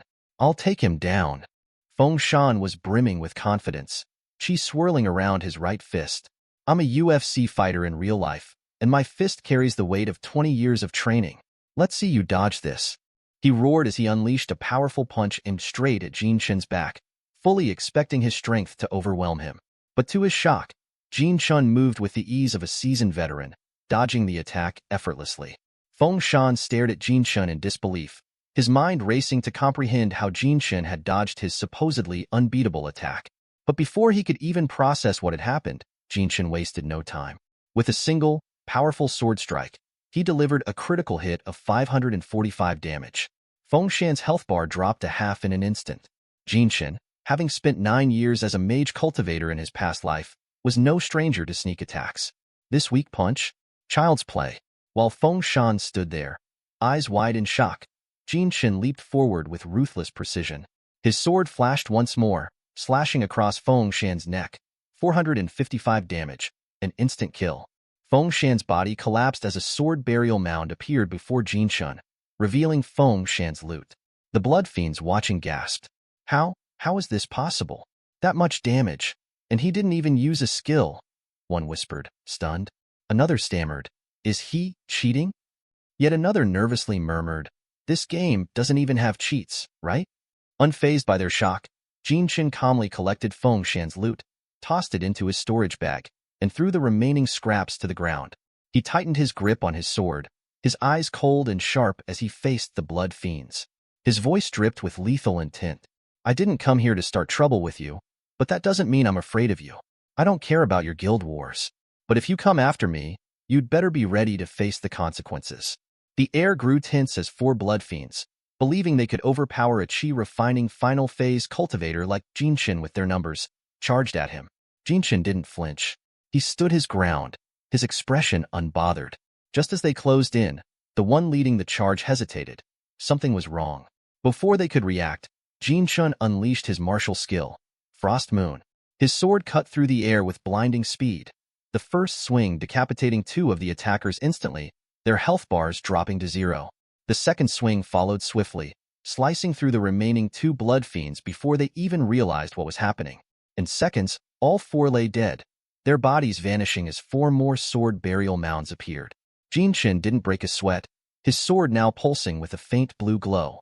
He calmly wiped the blood from his blade with a practiced flick. Facing the blood fiend leader, Jin Shun's voice was icy. "So, what's it going to be? You still want to come after me?" The blood fiend leader, visibly shaken by Jin Shun's sheer power, gritted his teeth. He couldn't afford to lose any more members. With a reluctant scowl, he barked, "Retreat. We'll deal with him later." At his command, the blood fiends scattered, fleeing the forest in a hurry, their bravado shattered by Jin Shun's overwhelming strength. The silver-haired woman approached Jin Shin, clasping her hands together in a formal salute. "Thank you for your help," she said sincerely. Jin Shin, sheathing his sword, turned to face her. "No need to thank me. It wasn't a big deal," he responded nonchalantly, brushing off the gratitude. His gaze shifted to the loot that had dropped from the Falcon boss. "By the way, the boss is dead, and the loot is all here." The loot was impressive: spiritual grade, Guanjing heavy spear, in replenishing herb, spiritual grade martial technique, ice spike, spiritual grade skill, rising dragon break, and spiritual grade equipment, storm gauntlet. Jin Shun then raised his hand toward the silver-haired woman. "As per our agreement, the in replenishing herb belongs to me, and I get to choose 1 additional item. Any problem with that?" His voice was calm but firm. The silver-haired woman, taken aback by the sheer volume of loot, hesitated for a moment. "I've never seen a boss drop so many items," she whispered in disbelief. Wanling, standing nearby, echoed her surprise. 6 items from a single boss? What kind of insane luck is this? After a moment of awe, the silver-haired woman composed herself and approached Jin Shen again. "Mr. Lin Jin Shen, you were the one who killed the falcon by yourself. You have every right to claim all the loot. It belongs to you." Jin Shen shook his head, waving off her offer. "We had a deal. You fought the falcon first, and I've already gained a lot by taking the first kill. I'll just pick 1 item, as we agreed." The silver-haired woman exchanged a glance with Wanling, who nodded. Wanling then opened a money transfer interface and sent a large sum to Jin Shun's account. A notification popped up on Jin Shun's screen. 5 million yuan had just been deposited into his bank account, bringing his total balance to 5.2 million yuan. Jin Shun blinked, momentarily taken aback. This woman is really loaded, he thought, his mind racing at the thought of someone so casually sending 5 million without hesitation. As Jin Shin prepared to leave, the silver-haired woman stepped forward, raising her hand for a handshake. "Wait, I haven't introduced myself yet," she said with a smile. "My name is Zhang Luoyu, president of Moon Shadow Guild." Jin Shin accepted the handshake, his grip firm but polite. Lin Jin Shin, a lone wanderer.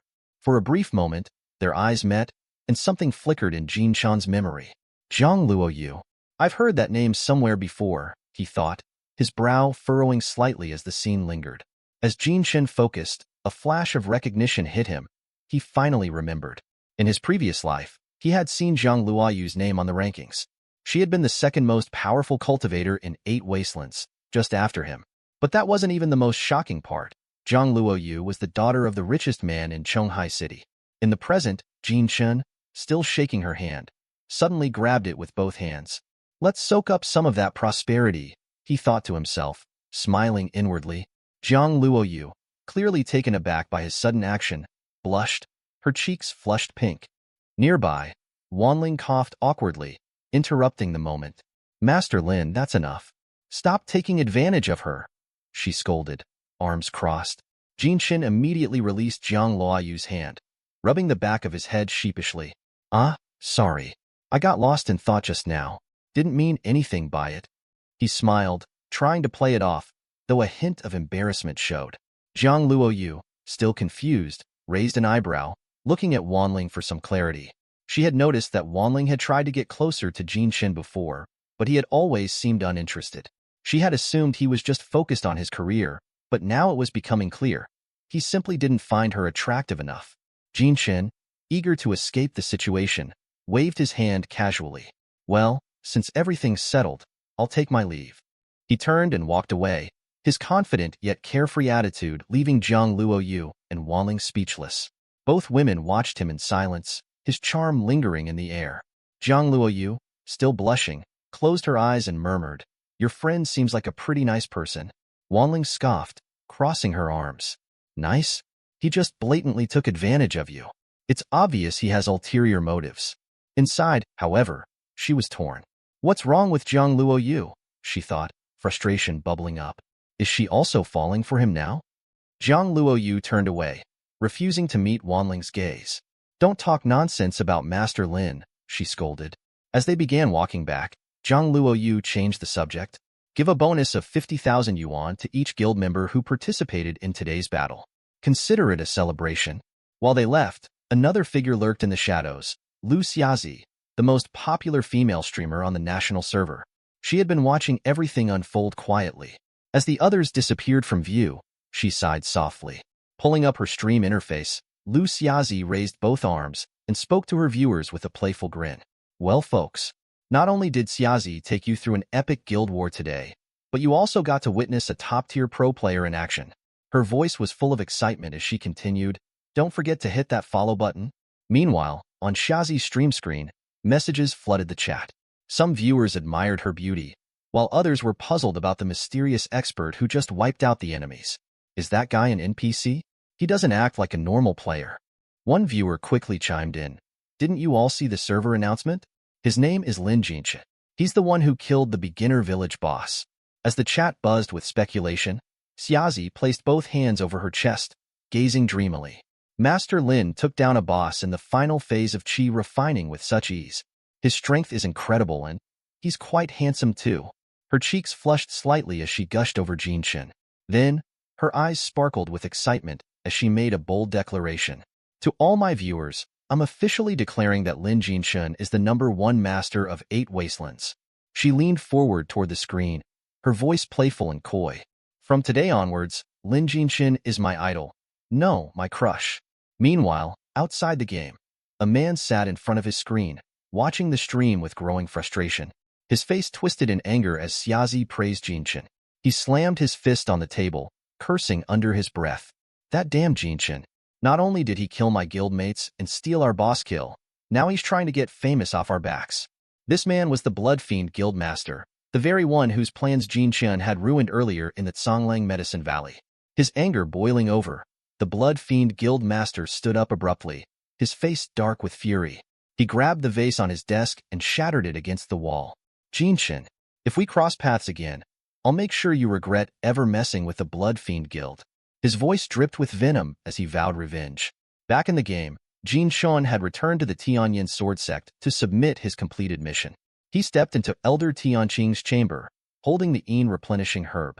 Bowing slightly, he greeted the elder. Elder Tianqing, I have completed the mission and retrieved the herb, Jinshan reported respectfully. Elder Tianqing, clearly surprised by Jinshan's quick return, turned to face him. That was fast. Place the herb on the table. He gave Jinshan a once-over, his eyes narrowing slightly. You've helped this old man greatly. As promised, here is your reward. With a flick of his hand, Elder Tianqing tossed a small box toward Jinshan. Jinshan caught it in midair, his grip steady as he opened it. The game system chimed in, notifying him of the rewards.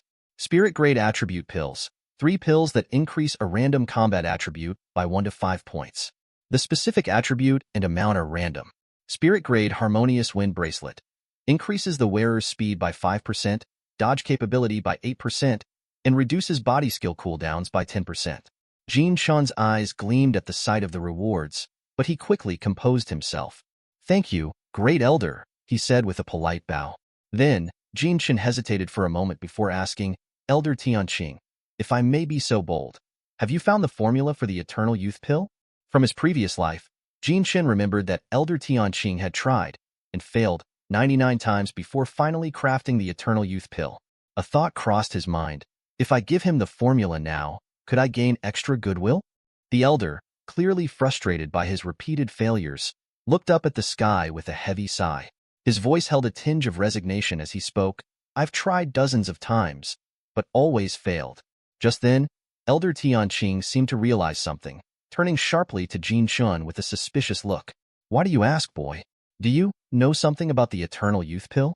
Jinshan, with a casual hand under his chin, smirked and replied, I remember reading something in an old alchemy book.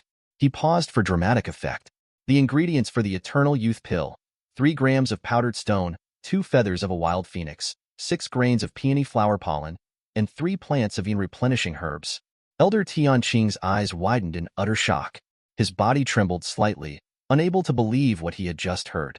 You had such a miraculous encounter," he gasped, off-filling his voice. Jin Shin played along, maintaining his calm, while Elder Tianqing, eager and desperate, quickly gathered his composure. "Watch from the sidelines as I refine the Eternal Youth Pill. Guide me if the proportions seem off."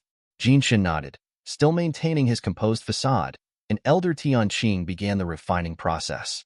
The room filled with the sounds of crackling fire and bubbling potions as the elder worked his alchemy. Minutes passed, and the pill began to condense inside the alchemy furnace. Suddenly, with a loud bang, the lid of the furnace exploded open. Both men were caught off guard. Elder Tianqing's heart sank, fearing yet another failure. Jin Shun's brows furrowed in confusion, wondering what had gone wrong this time. Then, unexpectedly, 2 pills shot out from the furnace, hovering in mid-air. Elder Tianqing's face lit up with joy. "I did it. I've finally refined the Eternal Youth Pill," he exclaimed, overwhelmed with happiness. Without hesitation, Elder Tianqing took one of the pills and handed it to Jin Shin.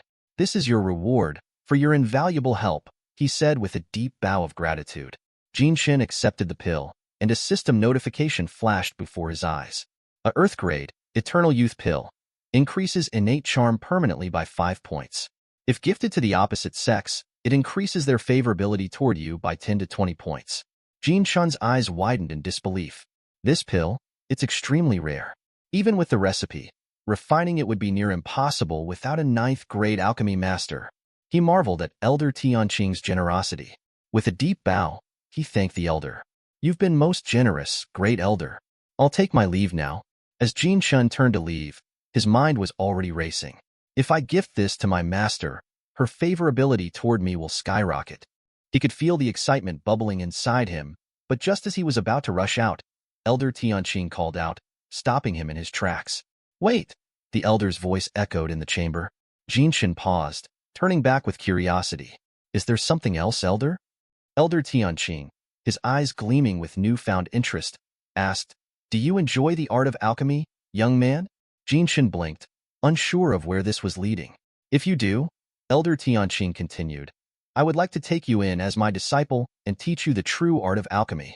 A game notification instantly popped up in front of Jin Shan's vision.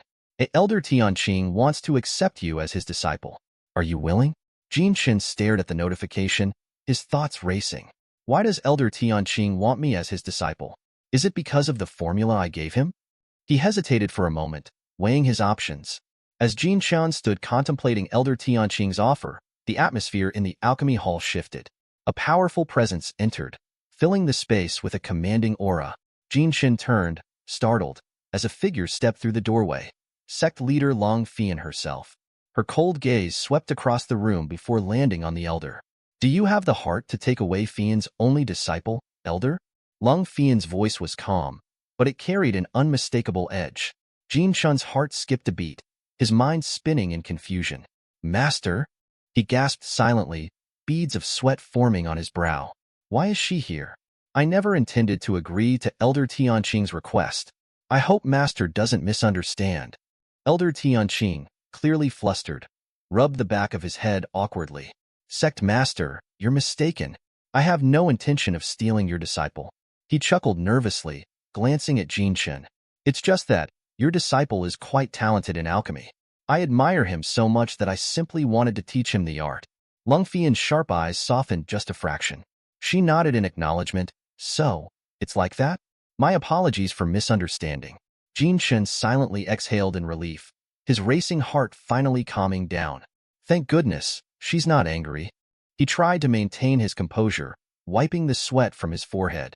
But just as he relaxed, Long Fian's voice cut through his thoughts once again.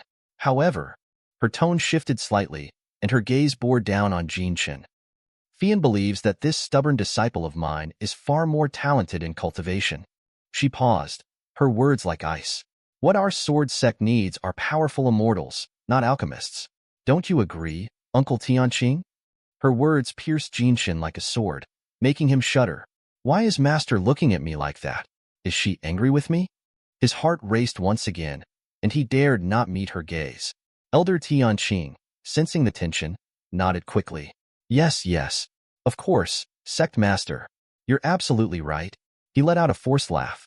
It's settled then. When Jin Chan's cultivation improves, I'll be honored to teach him the art of alchemy. Lung Fian's cold stare lingered on Jin Chen a moment longer before she turned back to Elder Tianqing. There's no need for apologies, Uncle Tianqing. She smirked faintly.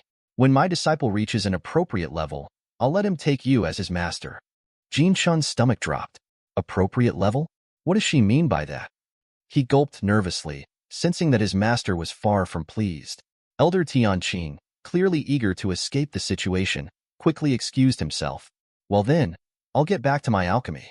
Sect Master, disciple, I'll leave you two to sort things out.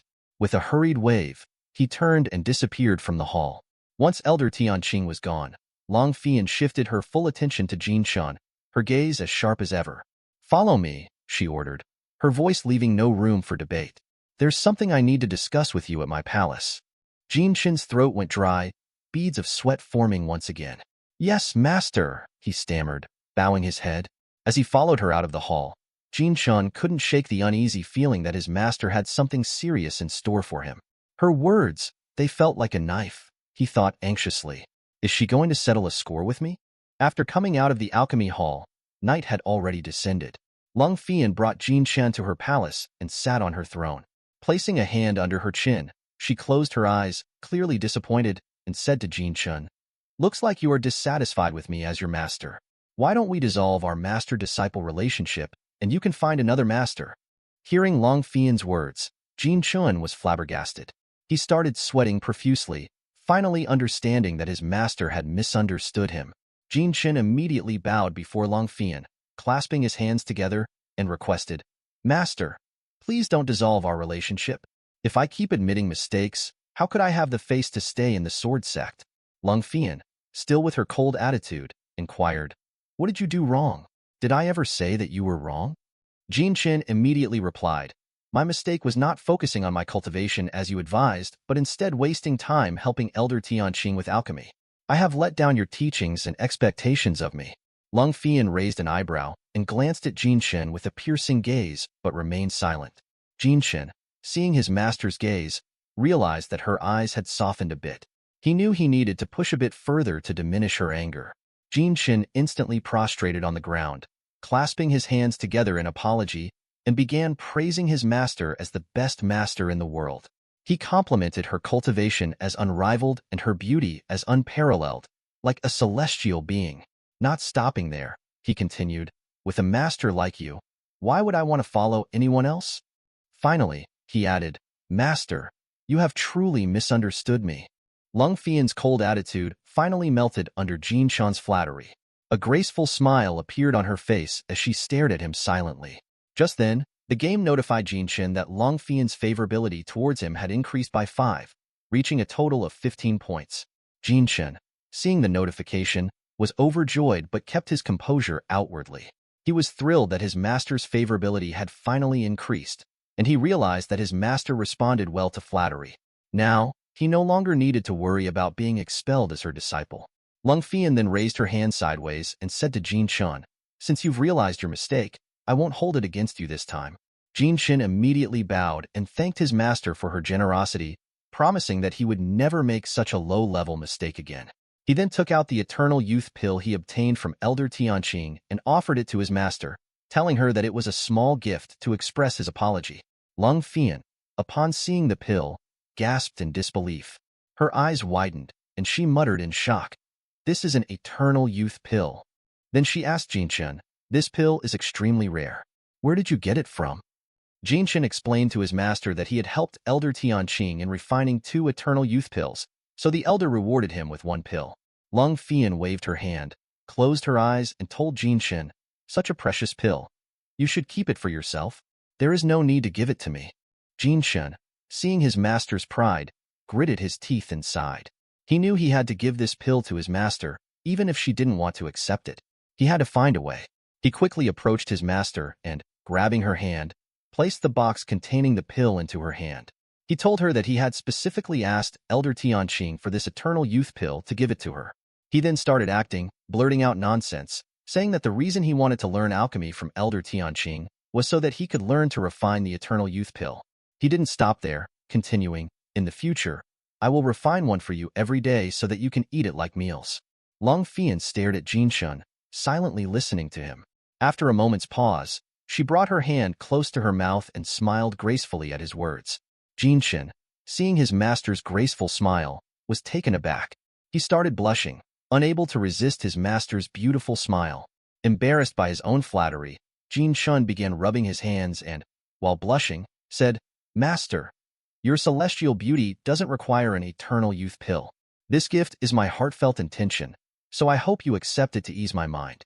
Lung Fian smiled, closed her eyes, and finally accepted Jin Shun's gift. Just then, a system notification flashed before Jin Shun's eyes. Lung Fian's favorability towards him had increased by 20, reaching a total of 35 points. Lung Fian stood from her throne, walked close to Jin Shun, and said, "Since I have accepted your gift, I must give you something in return." She told him that she had a chi refining technique that would suit him well and that she would fetch it for him. Jin Shun thought inwardly that, as expected, the higher the favorability, the better the benefits. Gifting the eternal youth pill was the right choice. Lung Fian walked past Jin Shun and told him to follow her. Jin Shun bowed and responded, "Yes, master." As she walked away, Jin Shun's gaze fell on the hairpin he had given her before. He was happy to see that his master had quietly worn the ordinary hairpin he had gifted her. After obtaining the chi refining technique from his master, Jin Shun returned to his abode and started cultivating the technique. Jin Shun adopted the lotus stance, sat on the board, and checked out his status panel. At this point, Jin Shun had obtained 4 martial techniques: Tianyin Heart Sutra, Shadow Step, Piercing Through the Fog, and Frost Moon Slash. After these days of continuous missions, his swordsmanship aptitude had reached 10%, and his alchemy aptitude had reached a whopping 50%. The accessories he had obtained from completing the missions and slaying monsters were all spirit-grade equipment, including the Red Cloud Sword, Gathering Jade Pendant, Sinking Stone Ring, Cloud Walking Boots, Ox Incense Belt, 100 Refined Ring, and Gentle Wind Bracelet. The technique he just received from his master was the Phoenix Feather Sword Manual. As Jin Shun cultivated this technique, crimson energy started gathering in his abode, covering his sword and his body. His attributes also increased. After practicing for a while, Jin Shun grabbed his sword hilt and swung with full power. After just a single slash, he started sweating and panting heavily. Jin Shun was taken aback by the technique's potential, realizing it was too powerful, dealing twice the damage of Frost Moon Slash. It was also an AoE skill that could interrupt other techniques with a crippling effect. If Jin Shun put this technique up for auction, he could trade it for a house in a second-tier city. While contemplating, a voice called out from his abode. Jin Shun immediately opened the door and looked outside. It was his senior sister, Nan Gongyu. Jin Shun asked her why she was looking for him. Nan Gongyu, placing a hand over her chest, blushed and said, "I have a small favor to ask of you." She then told Jin Shun that as a sword sect disciple, she had to complete at least 3 tasks during each major realm. Embarrassingly, she revealed to Jin Shun that she hadn't completed any tasks since reaching the crystallization stage and now was about to break through to the next major realm. If she didn't complete a task soon, she would be penalized by the sect. Understanding the situation, Jin Shun inquired why she hadn't completed her tasks earlier. Nan Gongyu lowered her gaze and explained that she had been so focused on reading romance novels that she forgot about the tasks. Hearing her reason, a bead of sweat trickled down Jin Shun's face, and he nodded thoughtfully. Nan Gongyu immediately grabbed Jin Shun's hand, acting like a poor, weak girl, and told him she was just short of 1 demon-slaying task, which required 2 people to complete. She asked Jin Shun if he could accompany her on the mission. Jin Shun was taken aback by Nan Gongyu's approach but sighed and agreed to help her. Nan Gongyu had always taken care of him since he joined the sect, even giving him the spirit-grade jade pendant, so he wanted to repay her kindness. Upon hearing Jin Shun's response, Nan Gongyu brightened up and praised him, calling him the best. She assured him not to worry, promising to take care of him during the task and not let him get hurt. Just then, 2 virtual screens flashed before Jin Shun. The first notified him that Nan Gongyu's favorability towards him had increased by 10, reaching a total of 25. The second notified him of a quest to help Nan Gongyu complete the task in Wangyu village to slay the demon. After some time, Jin Shun and Nan Gongyu reached Wangyu village. The village was covered in a dense green mist, and no life could be seen anywhere. Both of them landed swiftly in the village. Nangongyu revealed to Jin Chun that the village had been invaded by malevolent spirits, and all the villagers had become their sustenance. She suspected the work of a demonic cultivator. Nangongyu turned to Jin Chun and told him that the sect wanted them to eliminate all the spirits, investigate the truth behind the scene, and report back to the elders. Jin Chun calmly nodded and began looking around. He remembered this village from his previous life. It eventually became the entrance to the Blood Infant secret realm for crystallization realm cultivators. Jin Chun had farmed in that secret realm many times before. Jin Chun and Nangongyu surveyed the village for clues and eventually reached an open area where they found a well. The green mist seemed to be emanating from the well. Both of them approached the well and looked up at the giant tree beside it. Suddenly, the well began glowing, with green light emanating from within. Nangongyu and Jin Chun blinked in confusion as they shifted their attention to the well. Suddenly, a malevolent spirit shot out from the well, roaring as it advanced towards them. Nangongyu immediately drew her sword, took an offensive stance, and told Jin Chun to be careful. Nangongyu charged forward with sword in hand and told Jin Chun to be careful and not to worry, as she would protect him. Just as Nangongyu approached the evil spirit, several more evil spirits shot out from inside the well into the sky. Nangongyu stopped in her tracks and confusingly looked at the spirits. Jin Chun also blinked in surprise. A bead of sweat trickled down his face. He had not anticipated there would be so many spirits hidden in the ancient well. These spirits were only in the initial phase of the Qi refining realm, but Jin Chun knew that if hundreds of them gathered, the difficulty of the battle would change entirely. Sweat trickling down her face, Nangongyu told Jin Chun that it seemed all the villagers had been turned into malevolent spirits by the demonic cultivator in the house ahead. Jin Chun also looked at the house before them. Nangongyu's energy surged in anger, her chi flaring as she immediately charged toward the well, announcing that she would definitely exterminate these demons and uphold justice. Jin Chun charged alongside her and told her that he would support her from behind. Nangongyu brought her sword close, placed 2 fingers on the blade, and charged her chi into it, unleashing a powerful sword strike at the malevolent spirits. Jin Chun, gripping his sword with both hands, also dealt a powerful strike at the spirits. As the malevolent spirits scattered under their relentless attacks, Nangongyu charged toward the house and shouted at the demonic cultivator hidden inside, condemning him for slaughtering the innocent. She swore to take his life as a tribute to all the villagers who had died so tragically. Jin Chun, watching Nangongyu's charging figure, realized that his senior sister was far more reliable than she appeared from her usual behavior. He focused his gaze on Nangongyu, watching her in action. Just as she reached the house, its door opened, and a spiritual hand made of green energy shot out to grab her. Jin Chun immediately shouted a warning to Nangongyu to be careful. As the hand neared her, she swiftly slashed at it. Jin Chun ran toward her and asked if she was all right. Nangongyu silently stared at her sword, which was now covered in demonic energy after just one slash. After a brief pause, she told Jin Chun that she was fine. Suddenly, a burst of energy shot out from the house, accompanied by maniacal laughter. The house crumbled under the surge of power. Nangongyu raised her hand to block the dust rising from the debris, and Jin Chun tightened his grip around his sword. As the smoke filled the surroundings, a man holding a flag appeared from within, revealing himself as the demonic cultivator. He mockingly noted that his cultivation had attracted disciples of the Tunin sword sect. As the dust settled, the man's red eyes glowed, and a red curtain of energy enveloped his body. Holding the demon flag, he threatened them, declaring, "You disciples had a path to heaven, but you chose not to take it. Don't blame me for sending you to hell." Jin Chun's mouth dropped open, and his eyes sharpened as he realized the man was at the initial phase of the Golden Core realm. Nangongyu reacted similarly, mumbling, "How is this possible? Could the sect's information be wrong?" Jin Chun replied that it seemed the demonic cultivator had just broken through to the Golden Core realm.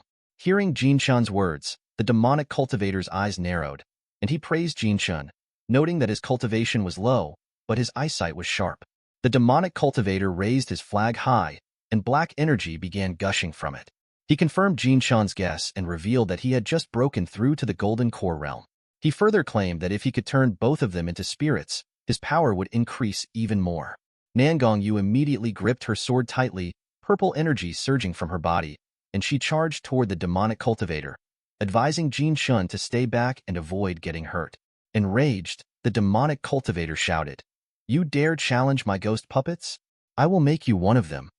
The two clashed, their bodies a blur as dust rose from their strikes.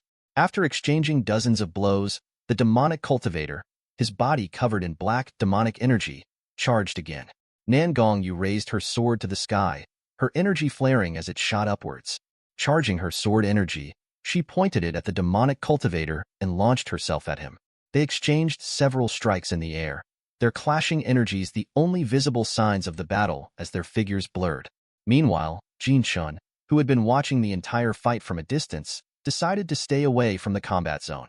As an intermediate phase chi refining cultivator, he knew that if he got too close, he would die and have to restart the game back at the beginner village. The demonic cultivator, now realizing that Nan Gongyu was more troublesome than anticipated, took out a gourd and adopted an offensive stance. After exchanging several strikes with her, he threw the gourd to the ground. The gourd began growing larger, startling Nan Gongyu as she turned to look at it. As it fell beside Jin Shun, she realized the demonic cultivator intended to summon the demon infant. On the ground, as the gourd landed near him, Jin Shun also got startled. Red smoke began gushing out of the gourd, eventually transforming into a huge demonic infant.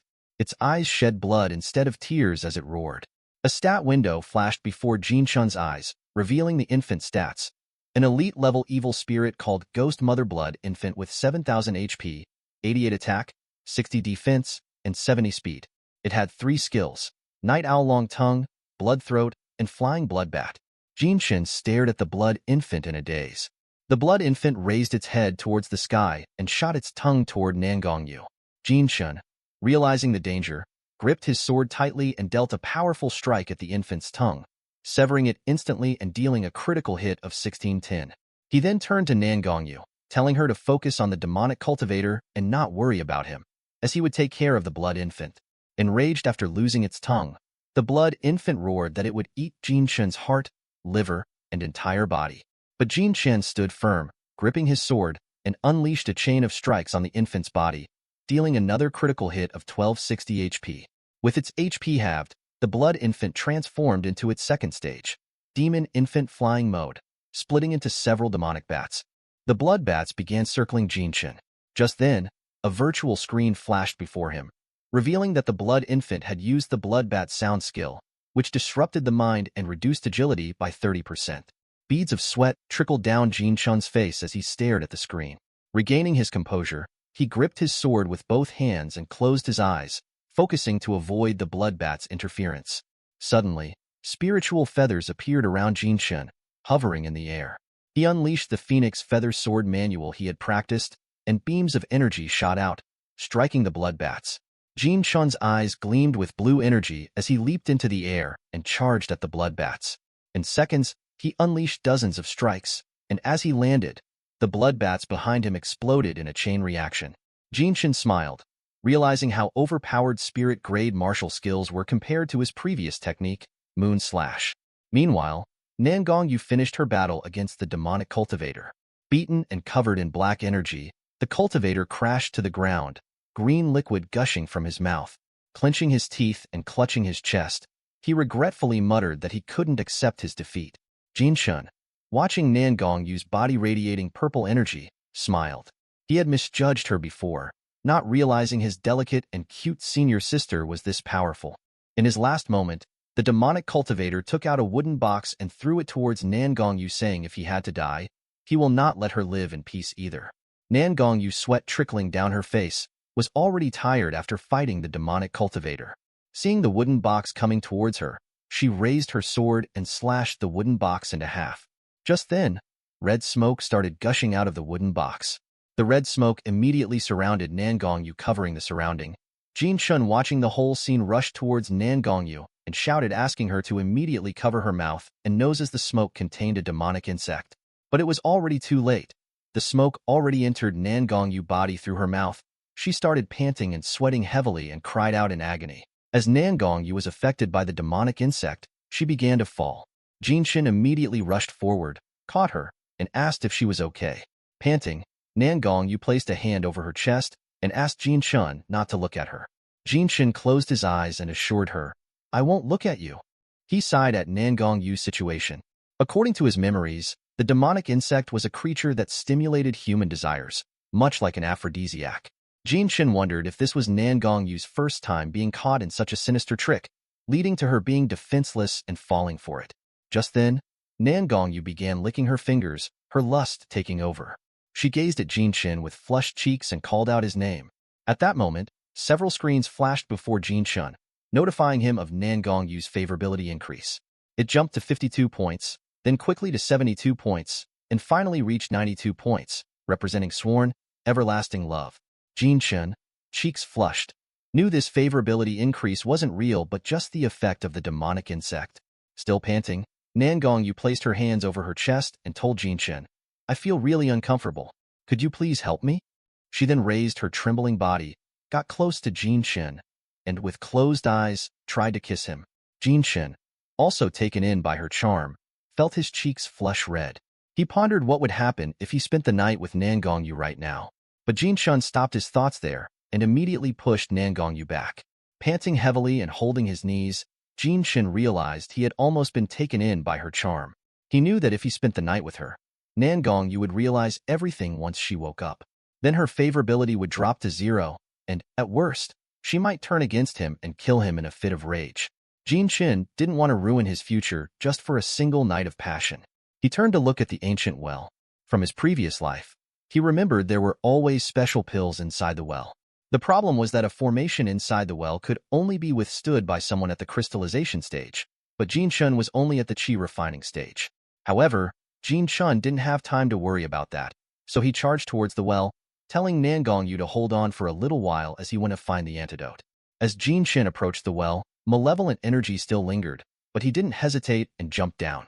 Landing deep within the well, Jin Shin held a torch to light the area.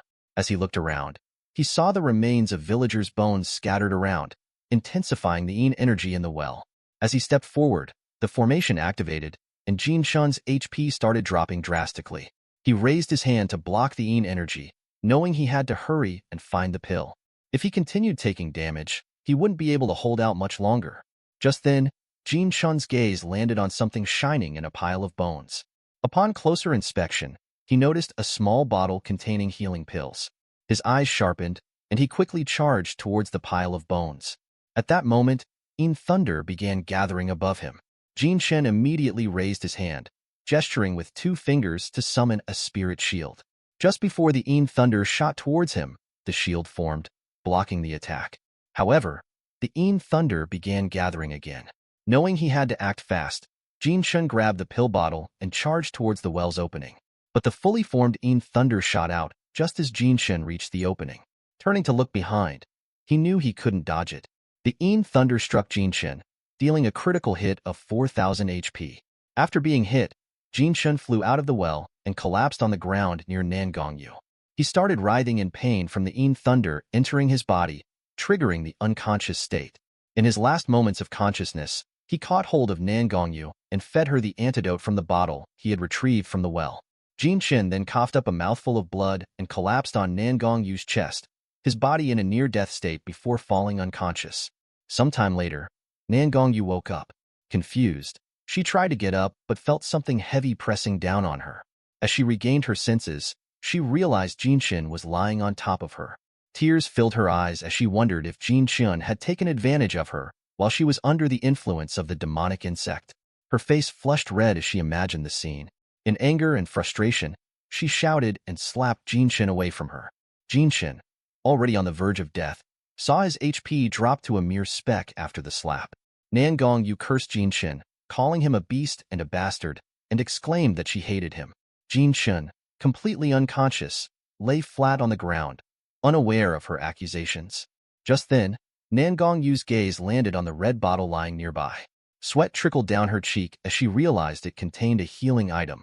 Recalling how Jin Shin had pushed her away when she tried to cling to him and how he had rushed to the ancient well, risking his life to obtain the antidote, she began to understand the truth. Nan Gongyu, now embarrassed by her actions, looked at Jin Shin's still form. She noticed the large, bloody injury on his back, evidence that he had indeed faced the dangers of the Yin Fiend formation inside the well to save her. Tears filled her eyes as she realized how gravely she had misjudged him. Crying nonstop, she wiped her tears and called out Jin Shin's name, filled with regret for her actions against someone who had saved her. Determined to make things right, Nan Gongyu knelt beside Jin Shen and, with tears still streaming down her face, lifted him onto her back. She needed to hurry back to the sect and seek help from her grandfather to save Jin Shun's life. As she dragged his body along, she softly pleaded for him to hang on. After some time, Nan Gongyu finally reached the sword sect. As she passed through the outer hall, several players gathered around, noticing her. One player recognized Nan Gongyu and asked his friends, "Isn't that the sword fairy NPC from the Sword Palace?" His friend, puzzled, asked, "Why is the sword fairy carrying a player on her back?" Meanwhile, Nan Gongyu was clearly tired from dragging Jin Shun's body. Her face was covered in dust, and sweat poured down her cheeks as she struggled to carry him. The players gathered around, curious about the identity of Jin Shun and wondering how someone could get so close to an NPC. Some players hoped they could also receive such treatment from NPCs, while others tried to get Nan Gongyu's attention. At the same time, Chu Tianze, an inner hall disciple with distinctive long hair, stood among the outer disciples with his two lackeys. One of the lackeys, seeing Nan Gongyu, wondered why their junior sister was carrying a man on her shoulders and who he was. The other lackey revealed that the man being carried by junior Nangong was the new disciple, Lin Jinshun, taken in by the sect master. The lackey further fueled Chu Tianze's anger, reminding him how he liked Nan Gongyu, by saying, "How can our junior sister be so intimate with another man in front of everyone?" Chu Tianze stood frozen, clasping his hands behind his back. As he heard his lackey's words, his grip tightened, and he gritted his teeth, staring at Lin Jinshin with jealousy for getting close to Nan Gongyu. After passing through the outer hall, Nan Gongyu flew toward her grandfather's abode with Jin Shun on her back. Sometime later, Jin Shun, lying on a bed, woke up from his slumber. He groaned in pain as he opened his eyes, wondering where he was and how long he had been unconscious. As he looked around the room, he noticed a man standing at the entrance. The man was wearing green robes, had a long beard, and stared at Jin Shun with a stern expression. This was Elder Tianyuan of the Sword Sect. Jin Shin did not recognize him, but from the strong aura, he felt the elder was as powerful as Elder Tiangue. Jin Shin, struck by the Yin Fiend formation, was surprised to be alive and wondered if this elder had saved him. Jin Shin, body still trembling, stood up from the bed and thanked the elder for saving his life. He introduced himself as an inner disciple of the sect and asked for the elder's name. The elder slightly nodded and raised a hand, gesturing for Jin Shun not to worry about formalities. The elder then opened his eyes, his body emitting a killing intent, and introduced himself as Nangong Tanyuan, Nan Gongyu's grandfather. Jin Shun's eyes widened in shock upon hearing the name. From his memories of his past life, he knew that anyone with the name Tian had significant backing, so he decided to stay close to the elder. Immediately, Jin Shun bowed deeply and expressed his gratitude, stating that he would forever remember the elder's life-saving grace. Elder Tianyuan, eyes closed, walked past Jin Shun and told him to forget about the favor but remember one thing. Jin Shun's eyes widened and he inquired, "What is it?" The elder opened his eyes, looking at Jin Shun intensely, and warned him to stay away from his granddaughter. "If you ever lay a hand on my granddaughter, I will not let you off," he said sternly. He further added that even though Jin Shun was the sect leader's disciple, he would not hesitate to act against him. Just then, Nan Gongyu entered the room and called out to her grandfather. Both Jin Shun and Elder Tianyuan turned to look at her. Nan Gongyu, with her hands on her hips, inquired why her grandfather didn't keep his promise. "You promised not to say such things to Jin Shun," she scolded. Elder Tianyuan, taken aback, started sweating and, waving his hand in denial, told Nan Gongyu that he was just joking with Jin Shun. He then praised Jin Shun, saying, "He is not a bad boy. After all, he saved you, so how could I not respect him?" Nan Gongyu glared at her grandfather, but without speaking further, she sat beside Jin Shun. Placing a hand on his arm, she asked him how he was feeling. Jin Shun, feeling a piercing gaze from behind, glanced at Elder Tianyuan out of the corner of his eye and decided to behave, knowing the elder might kill him if he crossed the line. A bead of sweat dropped down his cheek as he thanked Nan Gongyu for her concern and told her he was fine now. Nan Gongyu gazed at Jin Shun's face and explained that he had been unconscious from the Yin Fiend invading his body. She carried him back to her grandfather for help, and if she had been any later, the Yin energy would have reached his internal organs, which would have caused serious trouble. Jin Shun's face flushed red, and he thanked Nan Gongyu for saving his life. Nan Gongyu also turned her gaze, blushing, and told Jin Shun there was no need for him to be so formal with her. Jin Shun smiled and agreed. Elder Tianyuan, overhearing their conversation, his forehead veins bulging in anger, coughed loudly, trying to interrupt them. Jinshin immediately backed away from Nan Gongyu and told her it was better for him to remain formal with her. Nan Gongyu's eyes widened at his reaction, and she lowered her gaze, her cheeks flushed red. She then told Jinshin she should be the one thanking him, for if he had not risked his life to jump into the ancient well to find the antidote, she wouldn't have survived. She further apologized to Jinshin for misunderstanding him and praised him for being an upright and honorable man. Jinshin, clearly flustered, distanced himself from her, nodding his head while sweating profusely. He feared that if Nan Gongyu continued speaking, the elder might kill him with a single slap. However, Jinshin couldn't understand why Nan Gongyu was looking at him with such affectionate eyes. He wondered, 32 favorability isn't low, but it's not enough for such a gaze. Just then, the game notified him that Nan Gongyu's favorability had increased to 62 points, representing congenial love. Jinshin was shocked. How could her favorability jump by 30 points? Jinshin began to imagine if he continued developing her favorability, their relationship might take an unexpected turn. As lust washed over Jinshin's face, Elder Tanyuan's eyes filled with fury, and he coughed loudly again, trying to stop Jinshin. Jinshin, still lost in his thoughts, asked Nan Gongyu if her grandfather had a cough problem and if he should find some herbs to treat it. Nan Gongyu, placing a hand over her mouth, giggled and told Jinshin that the old man was in good health but didn't need to worry, as he only needed to cough a bit and sleep it off. Hearing their intimate conversation, Elder Tianyuan's fury shot through the roof. He turned around in anger and told Jinshin, "Now that you're awake, follow me. I'll give you a spirit beast as a reward." He further added that once Jinshin received the spirit beast, he should leave immediately. After some time, Jinshin and Nan Gongyu followed Elder Tianyuan through the nearby forest.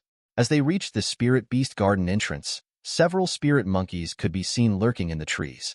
Jinshin raised his head to look at the monkeys above, not expecting Elder Tianyuan to have such a wide collection of spirit beasts. Looking at the beasts before him, he wondered which one he should choose later. After entering the spirit beast garden, Elder Tianyuan asked Jinshin, "How is the beast garden?" He then boasted that his spirit beast garden was not much worse than the beast taming sect's garden. Jinshin, flustered by the elder's sudden inquiry, started sweating and, with a thumbs up, praised the elder for having such an impressive garden. The elder, hearing Jinshin's praise, shouted at him, "It's just impressive, in your words? Have you ever seen a better spirit beast garden than this?" Jinshin sighed inwardly, realizing that the old man was quite competitive. However, Jinshin came up with a mischievous plan to provoke the elder a bit, hoping it might lead to a pleasant surprise. Nonchalantly, he told the elder that he had heard about the beast taming sect's garden, which holds a vast variety of spirit beasts, incomparable to an ordinary garden. Elder Dunyon scoffed, retorting that the beast taming sect only had quantity on their side, whereas his garden was famous for its quality. "How could the beast taming sect compare to me?" he huffed. Jinshin, placing a hand under his chin, looked around and teased further, "I don't see even a single Foundation Establishment realm beast here." The elder instantly grabbed Jinshin by his collar, shouting furiously, "How dare you belittle me?" He explained that the outer section of his garden only contained chi refining realm beasts, and that the deeper they ventured, the stronger the beasts would become. The elder then dragged Jinshin by his collar, determined to show him the stronger spirit beasts. Jinshin, closing his eyes and pretending to resist, begged the elder to stop dragging him. Deep down, however, he was pleased, knowing this would help him snag the most powerful beast. As they entered the intersection, several huge beasts roamed around. The elder proudly explained that his collection included spirit beasts ranging from chi refining, foundation establishment, core formation, golden core, and spiritual manifestation stages. He scoffed, adding that he wouldn't show any beasts beyond those realms. Turning to Jinshin, the elder explained that any of these beasts could crush him with mere presence, and then asked if Jinshin was convinced now. Jinshin, placing a finger on his cheek, inquired, "Are there any spirit transformation realm beasts further inside the garden?" At that moment, Nan Gongyu leaned close to Jinshin and whispered, "The highest spirit beasts in this garden are only at the spirit manifestation realm. That's why my grandfather isn't taking you further inside. He's worried you'll laugh at him." Jinshin's eyes widened, and he nodded in understanding.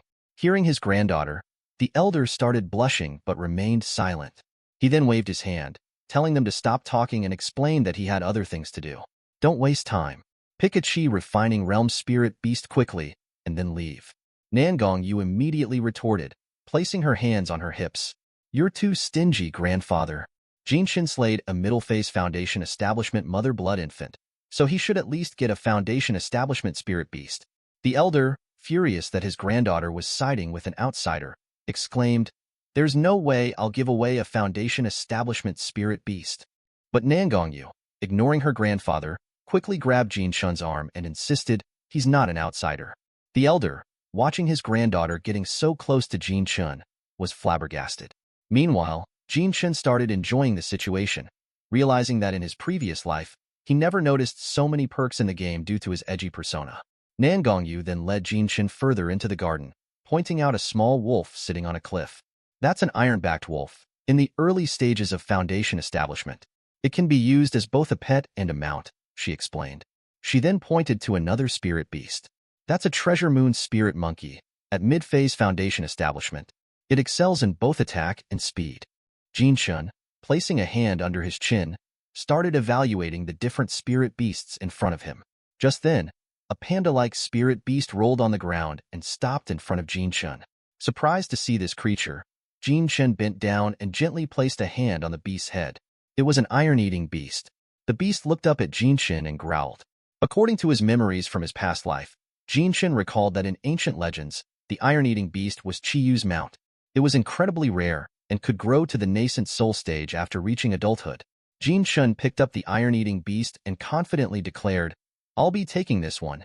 The elder immediately grabbed the iron-eating beast from Jinshun's hands and calmly told him, You cannot take this beast. The elder further explained, I only have a few iron-eating beasts left, and once they reach adulthood, they can at least grow to the nascent soul level. Sweat dripping down his cheek, the elder turned to Jinshun and continued, This iron-eating beast isn't fully grown yet, so it still has a lot of room to grow. There's no way I could give such a powerful spirit beast to you.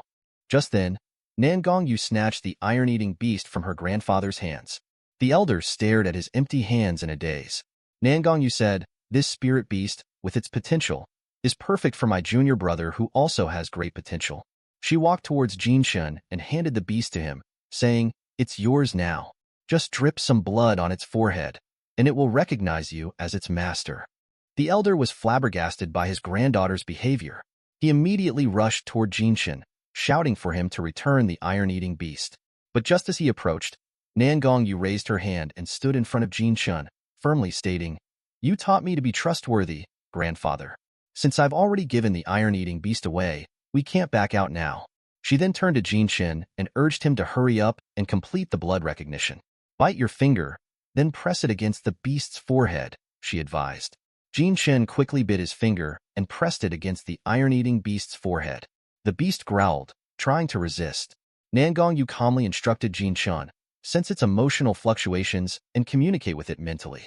With her guidance, Jinshun closed his eyes and focused on the beast. Psychic energy began to converge around him as his consciousness entered the spirit beast's mind. Inside, he found himself standing in a pool within the beast's spiritual space. The iron-eating beast sat atop an iron cliff and snarled, You're just a chi-refining brat. You want to tame me? Get lost. Jinshun stood his ground, not backing away. He gestured with his hand and offered, If you become my spirit beast companion, I'll take you to taste the finest delicacies, spiritual herbs, and gourmet foods. From his previous life, Jinshun had learned that iron-eating beasts were gluttonous by nature and couldn't resist the temptation of good food. The iron-eating beast, busy gnawing on a spirit sword, scoffed, I've eaten everything there is to eat. But Jinshun casually raised his hand and revealed, in Musian Prefecture, there's a crystal secret realm with a bamboo forest full of purple marrow bamboo. Have you ever tasted that? The iron-eating beast stood up, confused, and began scratching its head as its mouth filled with water. Jinshun continued, On Panglai Immortal Island, east of Huafeng Prefecture, there's a fruit called the Profound Fruit. Just one can extend someone's lifespan by 100 years. Have you eaten that?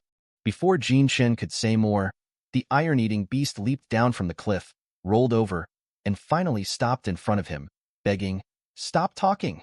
I'm starving. The iron-eating beast then asked, If I go with you, will I be able to eat all these things you mentioned? Jinshun raised his fist and promised, A gentleman's word is worth more than gold.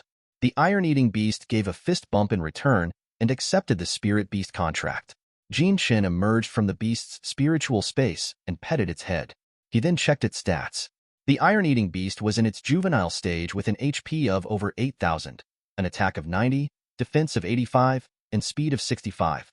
It had 3 skills: Raging Bite, Furious Thunder, and Thunder Strike. Looking into the beast's eyes, Jin Shin promised, "Now that you've become my contract beast, you'll eat and live well." Inside, Jin Shin was excited. He had obtained an amazing spirit beast with high attack power and speed. Just then, a game notification flashed before Jin Shin, notifying him that in 10 minutes the game would undergo its first major update. All players would be forcibly logged out, and the update would last for 24 hours.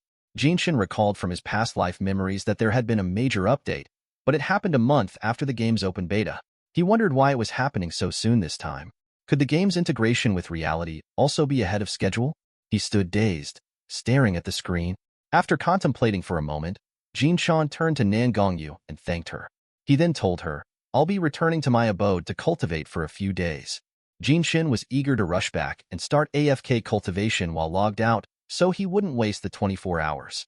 Nan Gongyu grabbed Jin Shin's hand and, with a hint of sadness, asked, "Are you leaving so soon?" But then, smiling, she said, "Go back and rest for a few days. I'll come and find you later." Jin Shin said his goodbyes and left. As he logged out of the game, his phone rang. Checking the screen, he saw a message from a girl named Gu Qiushue, inviting him to her birthday party. A flash of memories came to Jin Shin's mind. Qiushue was Jin Shin's cousin, 3 years older than him. Although they were cousins, their family relation was 5 generations apart. When Jin Shin was a child, Qiushue often visited his house to play. Because of her braces, she was often bullied by other kids. There was one time, during an intense rainstorm, when the kids started bullying Qiushue, calling her a metal-mouth monster. One of the kids even grabbed a stone, ready to throw it at her, while Qiushue knelt on the ground, crying. At that moment, Jin Shin saw her being bullied and rushed to save her. As he reached the kids, he punched the fat kid holding the stone and shouted, "As long as I'm here, no one is allowed to bully Qiushue." Just as he was about to throw another punch, a brown-haired kid standing beside him grabbed his hand. Seizing the opportunity, the fat kid kicked Jin Shin in the stomach. The brown-haired kid pulled Jin Shin back and threw him onto the ground, and all 3 kids started beating him with kicks and punches. Qiushue tried to stop them, but she could only watch Jin Shin getting beaten up while crying. After they were done, the kids left, leaving Jin Shin reeling on the ground. He had always been the one getting beaten, while trying to protect Qiushue from being bullied. Even now, his face was swollen, and Qiushue, watching him, always smiled through her tears. Because of those experiences, Qiushue and Jin Shin grew very close. Qiushue liked to stick around Jin Shin when they were young, and he also managed to gain some benefits from her friendship. In the present, Jin Shin stared dazedly at his phone screen. Even though they had grown up and now lived in different cities, Qiushue still called him from time to time. After Jin Shin's parents died, she had become the only light in his life. Jin Shin had always thought that Qiushue treated him like a younger brother, but in his previous life, Jin Shin had come across Qiushue's personal diary, where she had written that she liked him. That was when he realized her true feelings.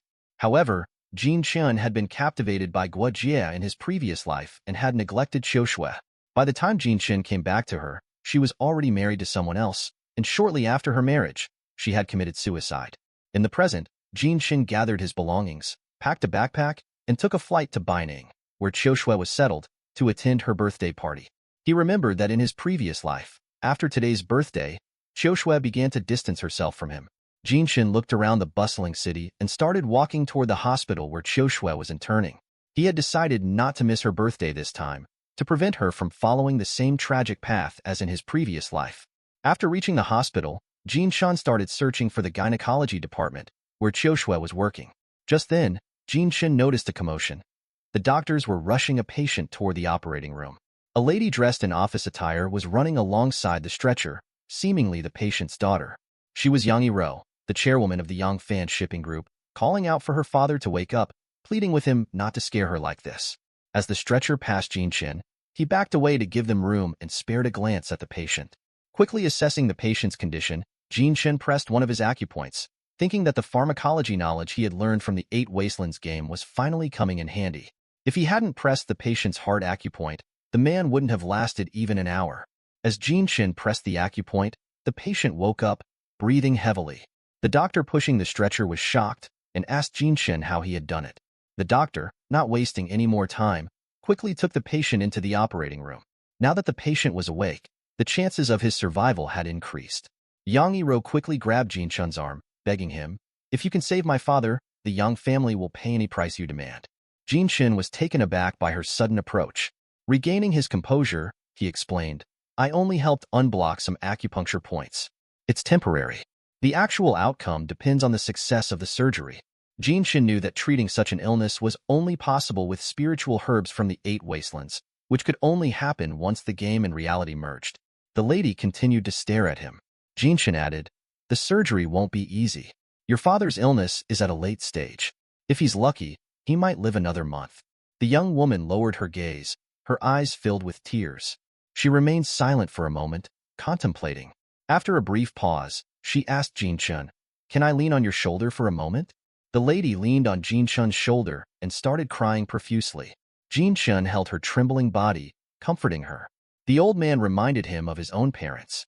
He couldn't help but wonder if his parents had lived long enough for him to become a deity in the game. Would he have been able to save them? After some time, the lady finally calmed down.